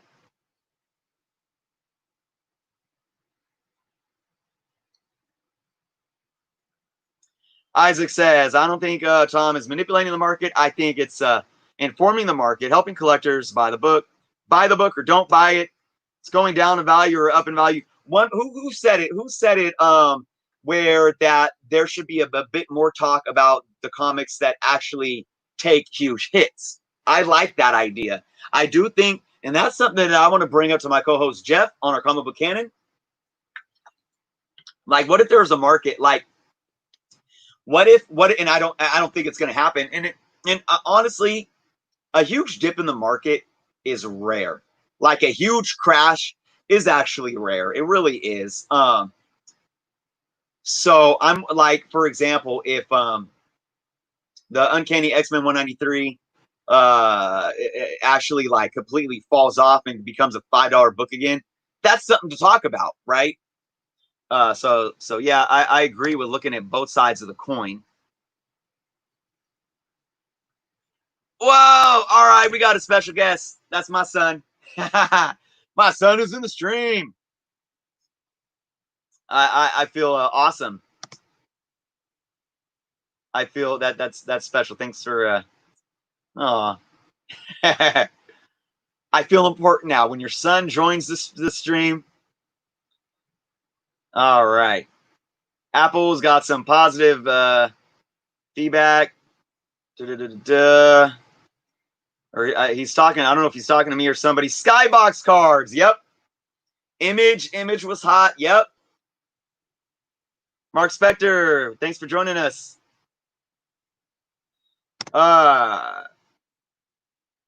Varangian says, since I live in Europe, I have to pre-order everything months ahead anyway, so I never miss out. There you go. There you go. You make do with what you got, man. You have to be creative.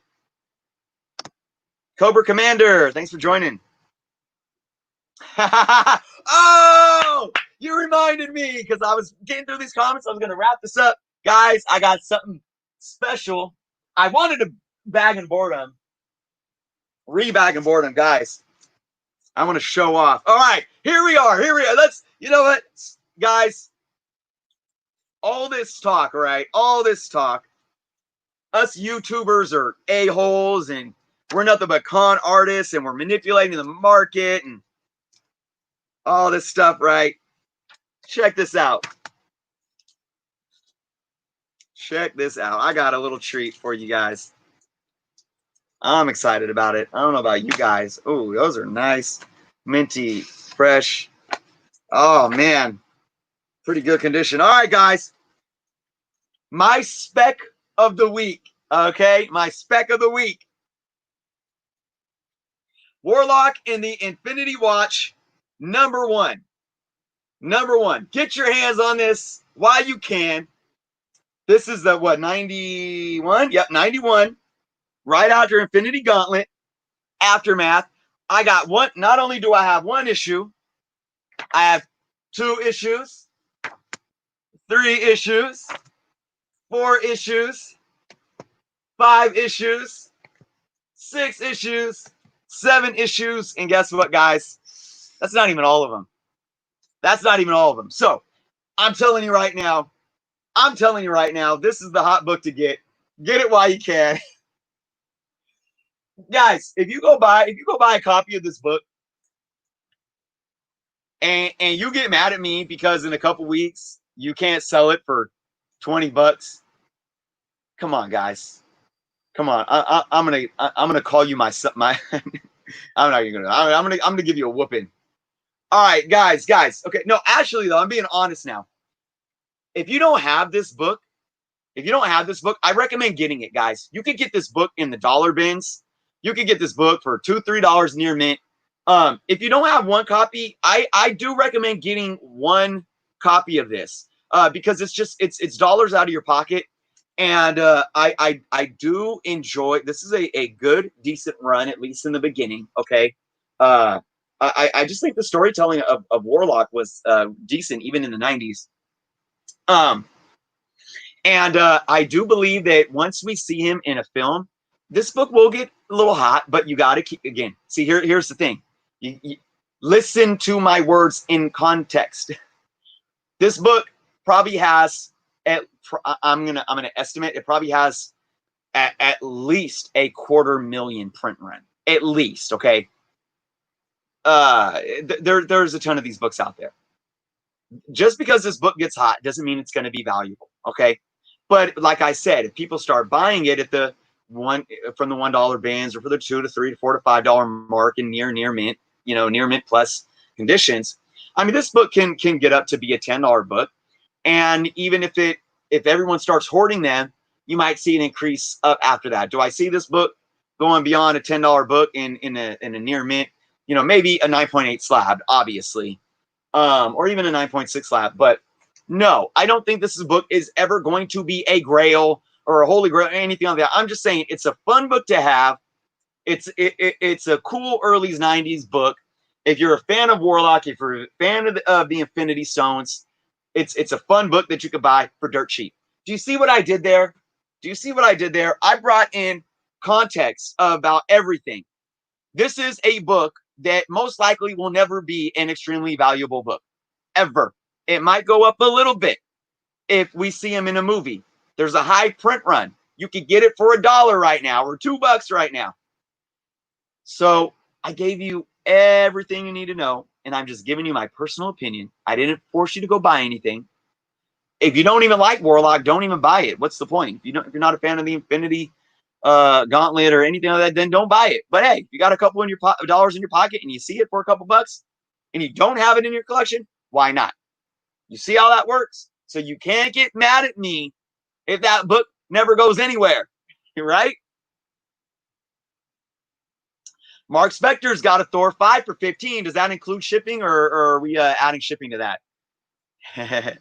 Mastodon, thanks for joining tonight. Michael, I didn't read this, but I'm putting it up there. Hopefully it's not too bad, because I know I know you had some beef with something going on. Whoever released some news earlier. Just want to tell the community on here that the Momoko cover I was talking about earlier is an exclusive through Frankie's and Golden Apple Comics. Golden Apple still has copies for sale online. That's awesome. Thank you for letting us know that. Yeah. I don't know how much that's going for, but I didn't get it. And I'm fine with that.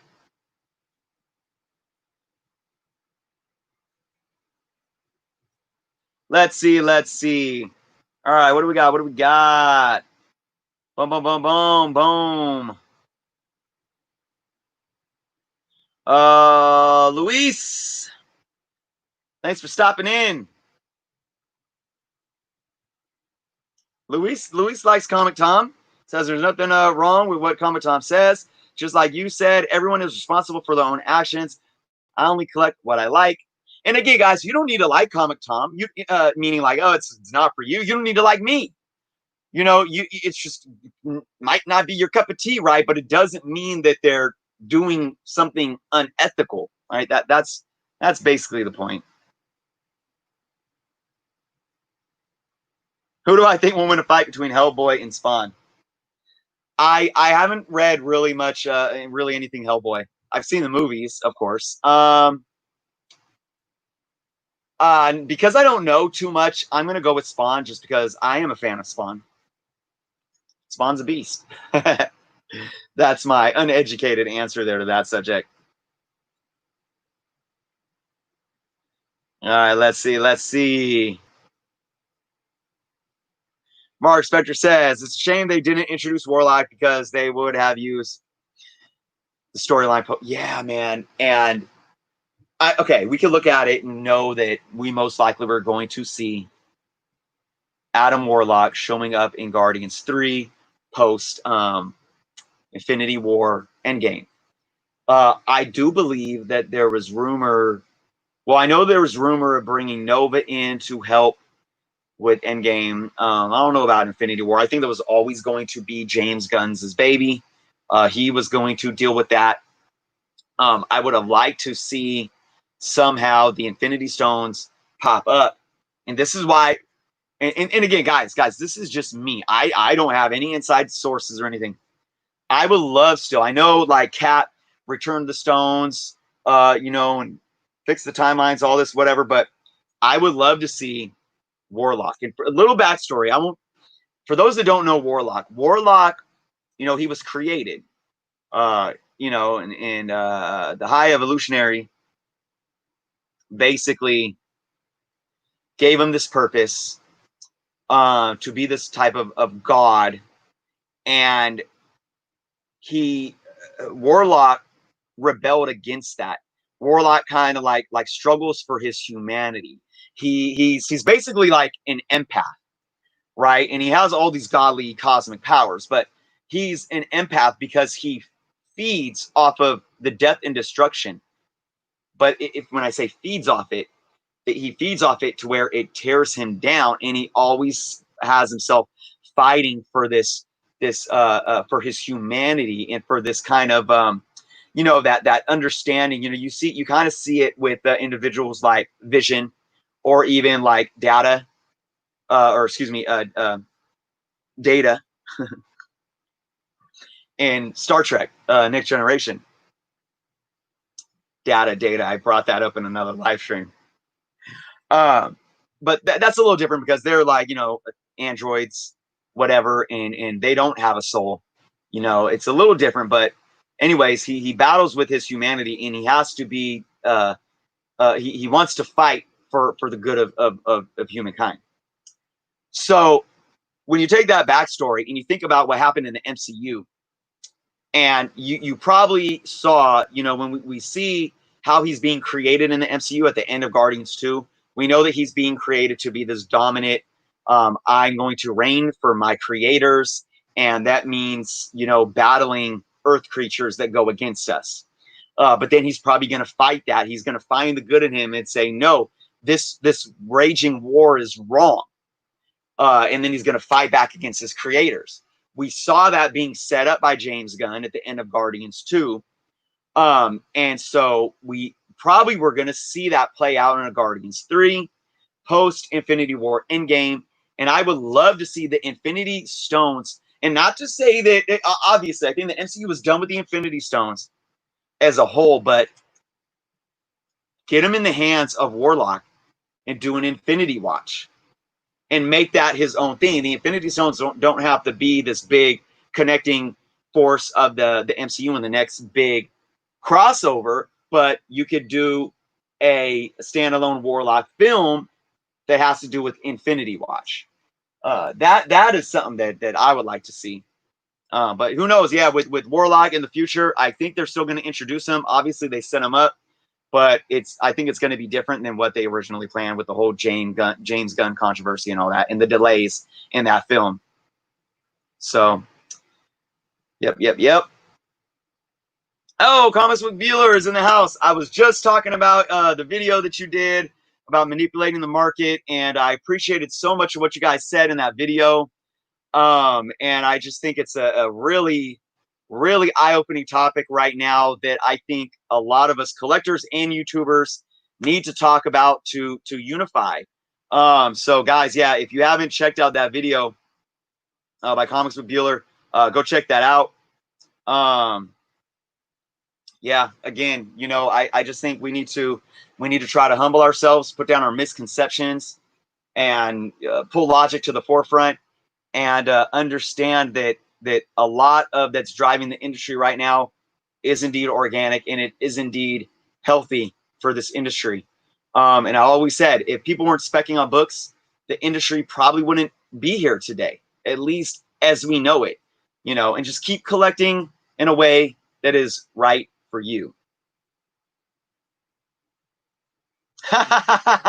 Comics with Bueller says he is so we're going to start the trend. I believe he's talking about the Warlock book. Comics with Bueller is going to go buy 20 of these. See, he's going to want to beat. I own like 8 copies or 9 copies.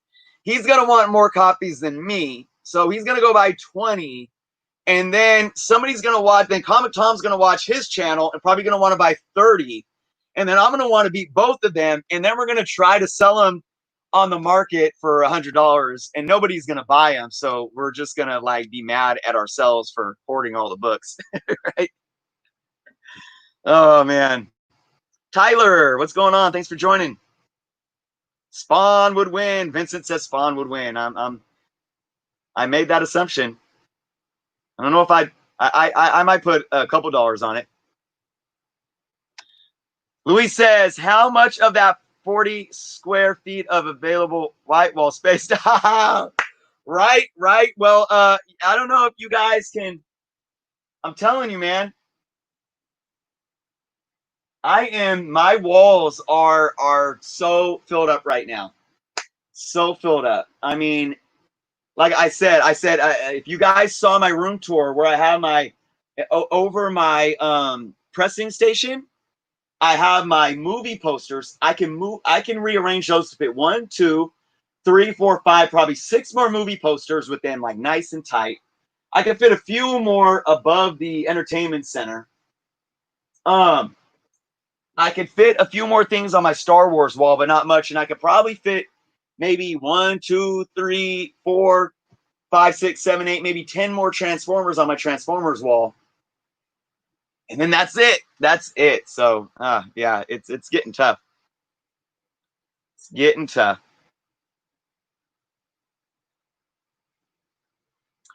Let's see. Where can you put long boxes, and is there a way to store them conveniently? Okay, the Life Effect, thank you for this comment, because I talked a little about this in my video yesterday. So I have my comic book unit. I did a video last week showing how I made the unit, okay? And it's meant to fit comic book boxes. Let me take this comment off and show you guys. These are cubbies. These are individual cubbies that fit long boxes. It's deep enough. The long boxes goes all the way in. There's a couple inches space, and I pull them out, okay? I made it to fit long boxes because the length of the long box is perfect for the length of a tabletop desk that I can work on. But as I said in my video yesterday, anything that's outside of this, I put back into short boxes because I tried to switch everything over and it doesn't work for me. So as you guys can see, I have the I don't know if you call those the metal, like it's probably stainless steel. These ones are painted. 3 shelf. There's actually 4 shelves. But the top shelf, I have some toys, and I have the 3 stacks of comics. Those are so durable. They're not that expensive. I had those for a while in my laundry room. But and you also have, one thing I didn't bring up in my video yesterday about storing comics that I wish I did was the houses, the cardboard houses to fit the cardboard comic boxes in. Those things are cardboard, but man, they're sturdy and they'll last a lot. So even if you buy, if you were comparing the plastic black boxes with cardboard and house, the cardboard and house is still cheaper than a plastic black box, but it still gets costly. So, I mean, with the cardboard boxes, you could probably stack pretty high in the houses, probably at least 5, maybe even 6 high, with them not toppling over. 6 would probably be kind of pushing it, in my opinion. But long boxes, like I said yesterday, you really need to have feasible storage space to use long boxes. For me, I'm all about keeping it shorter and higher than longer, to where it takes up more square foot space in the room itself.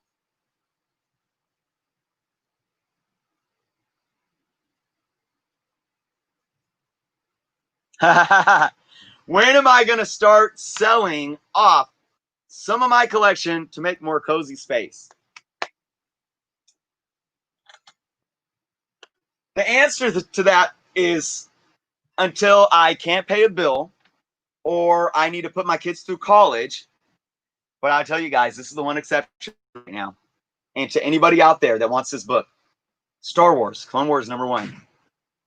I am a huge Star Wars fan, guys. But for some reason, it's hard for me to be emotionally attached to this book.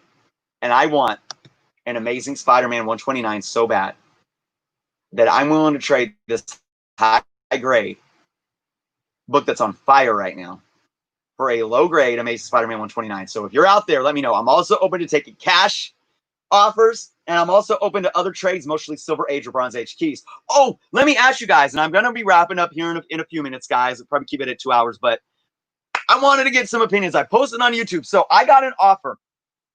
I was going to say this book is probably a 9.2, maybe a 9.4 on a really good day. If you give it a really good press and clean, you might be able to get that 9.4 for sure. It's really clean. I mean, the edges are decently clean. It has a few spine ticks with a couple color breaking. One is a decent size color break. Right, where is it? Right there. You guys can probably see that one right there. There's another smaller color break one like right there, and then a couple that don't break color. The edges are sharp. Yeah, I mean, it's a really nice book. So I have an offer on the table right now for a CGC graded 8.0 special Marvel edition first appearance of Shang-Chi 8.0. That book is hot right now. That book plus $100 cash for my Star Wars Clone Wars #1. Would you guys take that offer, or would you wait? Knowing me, I want my Grail, I want my ASM 129, but I'm telling you, even those 129s right now are really tough, even in low grade. They're really tough in low grade. I don't know. They're tough to find in low grade because there's not a lot on the market right now. To where it would be kind of in that same price range. So let me guys know, what would you do? Would you trade this for a CGC slab first appearance of Shang-Chi plus $100, or wait to where I can trade this for a low grade Amazing Spider-Man 129, or trade it with a little bit of cash on top of this book for an Amazing Spider-Man 129? I would love to hear your guys' thoughts on that. I've never really been in this situation, guys, because this is an aspect of collecting that I just don't do. I don't sell my books. I don't flip my books. Each book is so special to me, but I don't know. I'm feeling risky right now and wanting to take a risk to get a book that I actually have sentimental value for.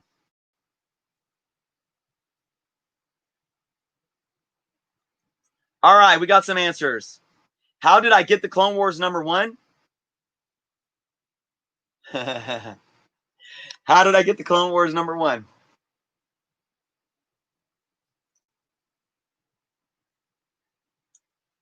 I got the Clone Wars #1 in a dollar bin.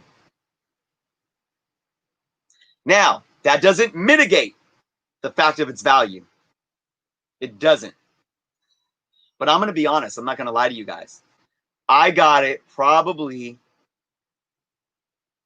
6 years ago in a dollar bin. And, at that time, it was probably still a cover price book in mint condition. I mean, it is such a low print run. I don't see why it didn't start catching fire before it did. But it was probably 2014, I want to say. And I honestly don't remember the shop I bought it in. I think it was one in the Bay Area, maybe in Berkeley, that had a ton of just dollar comics, or it was like four for $5 or something like that. And I picked it up. So that might say to why I'm willing to trade it, because obviously it's a return on investment for me. But even if I price, it's only a few dollars more. But I really want to get a book that I love. And this might be an opportunity where it's not like I bought the book for $400 and something currently, and I'm going to try to trade that and flip it, So I got lucky. It's very rare. I don't have many of those stories, guys. I mean, I've collected books, where I've got them and the values increase, but I've never been very lucky to where I find a book. I find, like people go to garage sales and they find these keys for like dollars and stuff like that. This was like the only time this has ever happened to me. And I didn't even know it at the time. So, all right, what do we got? What do we got? We got some Shang-Chi. Okay, so we got Tyler says, with the movie coming out, I would take it. That Shang-Chi will only heat up. That's true. It's going to dip again, I'm sure. We know that, I talk about this. Once the movie comes out, it'll probably hit a peak and then it'll dip, but it won't dip down. Here's the thing, though, and this is what makes me early 2019. You could buy a Shang-Chi, and here's another thing: there is a lot more high grades of the Shang-Chi first appearance than there is standard keys from that time, from the early Bronze Age. For some reason, there's a lot of high grades on the census, which makes me question it. Secondly, this book is going to dip a little once the movie comes out. You could have found this book for about $100 a little over a year ago at an 8.0 slab CGC. Now it's about anywhere from $300 to $400. Okay, so it makes me wary, knowing that it might increase a bit more once the movie comes out. It's going to dip. I don't think it's ever going to get down to that $100 mark again. I think it could easily get down to possibly a $200 mark, but then see a steady increase. It's a Bronze Age a Bronze Age first appearance key. It's obviously going to see slow increases over time, but it's the matter of what I want right now. I would still have $100 in my pocket, though. But you got to think about it. Even like a 2.0 ASM 129, you're probably not going to find for under $400 if there's any on the market. Monks Dan says Shang-Chi. Isaac says, I want to take that offer. I think you meant to say I wouldn't take the offer. I'll wait it out for the Grail. So I think Isaac's coming more from that, like, what means more to you? Logan, YouTube, I have a question. How do you keep track of how many comics you have? CLZ app, the collector's app, CLZ. You can use coverprice.com. You can also use, I believe, Key Comic Collector app. The thing though is when I did it, I had like 13,000 books. When I was putting them all in, it took me forever to put them all into the app. But once you get them all into the app and you just add them in as you go, it works wonders. It works wonders. I highly recommend getting the CLZ app or even utilizing something like Cover Price. No more carrying the notebooks either to the stores to see what comic books I need. It's all on your phone. Vincent asks, which are you wanting to be more invested into? The spec side of the comic collecting or growing your PC with grails? That's such a great question. And that's the question that I'm asking myself. Do I want to really make the effort to get that grail that I want in my PC? Or do I want to get something that I can spec on? And that's the thing, I'm not a specker. If I ended up trading this book for the Shang-Chi first appearance and the $100 in my pocket, I guarantee you that Shang-Chi first appearance would be in my collection forever. I wouldn't try to flip it again for like another ASM 129. I'd have to wait until I saved up the money to get an ASM 29 because I am a collector of Bronze Age books. I'm a collector of key Bronze Age books, and I would love having that book in my collection.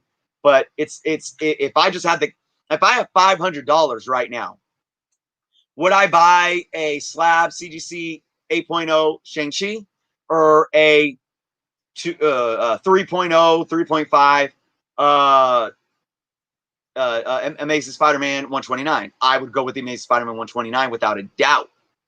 I don't need that book next to needing one. That's if it was an evenly monetary decision, right?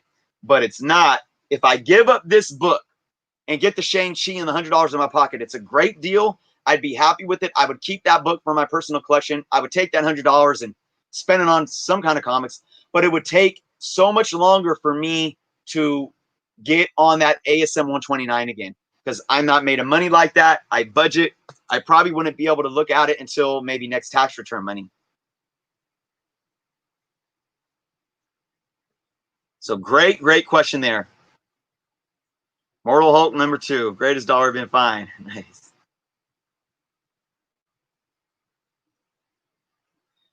The lie effect. What's the highest you'll spend on a normal comic with no value just to read? Okay, so just to read these days, I will use digital.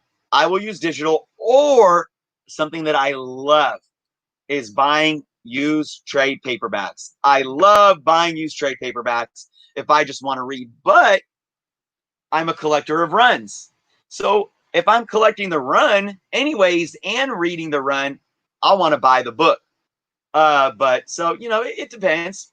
I've spent a few dollars plus a few dollars shipping on a book just because I wanted to read it and fill a hole in a run. So, but usually if it's just a book that had no value, you're not going to spend a lot of value on it. I mean, that's just the name of the game, right? That's the way supply and demand works. If a book has no value, it has no value. So why would I pay $30 for a book that you can get for $5? You wouldn't, because you don't need to, because there's going to be that book on the market for you to buy for $1 or $2 or $3 or $4, right? So definitely.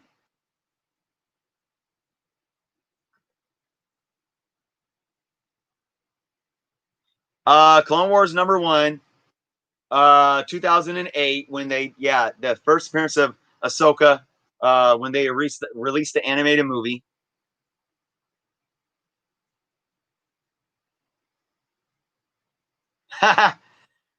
I'll trade you 50 Turek #1s. I humbly pass. All right, Vincent, thanks for joining. I'm about to log out here too, guys. I really appreciate you guys hanging out together on a Friday with me. I appreciate the feedback on my decision making too. So, with that said, let me take one more sip of water.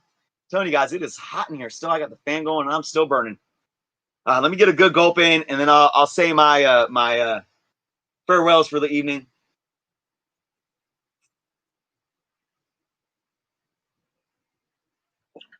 Wow. All right. Here's how I'm going to close with you all tonight. One thing I want to say, just some advice because I care about you all. I appreciate you all. I hope you guys are staying well. Obviously, not just physically, but mentally. I hope you guys are mentally well. I hope you guys are taking care of yourselves. I hope you guys know that I can be an outlet for you guys anytime. You guys need to drop comments, hit me up on Instagram, come join me in my live streams. I'm here, man. This is a community. Treat it as such. I appreciate you all. I know it's tough mentally right now with everything going out in the world. I also would encourage everyone. Last night, I took the kids and the fam out to, it's about 5 to 10 miles up the road. You get off on this dirt path, and there's a parking lot with a trail, and there's a stream. You can go, you can put your feet in the water. It's like little swimming holes, and walk the path. And such a nice evening. We went out in the evening, got some fresh air, spent some time with nature. Get out there and do that for yourselves, guys. You know, if you're stuck in the house right now, if you're not working, or even if you're overstressed with work and you're still working, if you're an essential worker right now, get out there and treat yourself to some you time, some quiet time. Get out in nature, even if it's just going out in if you have a backyard, go out there, listen to the birds, get a bird feeder, get some bird food, and set up a bird feeder. Plant a plant, plant a tree. Go take a comic book out and go sit out by a pond and read a comic book. Like anything, guys. I hope that everyone is taking care of themselves. Marco88, thanks for catching us on the tail end. Definitely catch it on the rewind if you're just popping in. But again, guys, I want everyone to stay positive and healthy right now, especially mentally wise. I know it's tough, so I wanted to say that. Lastly, pertaining to comments, guys, keep collecting what you love. Keep it the hobby. The hobby needs us, and we all need each other. Collect what you love. Respect everyone else's way of collecting, but don't change the way that you collect. Whatever makes you happy. I always say there's something out there for everyone. And just like our good friend OMG Chris always said, collect what you're passionate about. Share it on YouTube if you can. Let's keep sharing it with each other. I appreciate you all. Thanks for joining me. Please hit that subscriber button if you haven't done so yet. Road to 2,000. I appreciate each and every one of you. Thank you guys again. Have a good rest of your Friday evening. Have a good weekend. Be safe. Be kind. Happy 4th. And until next time.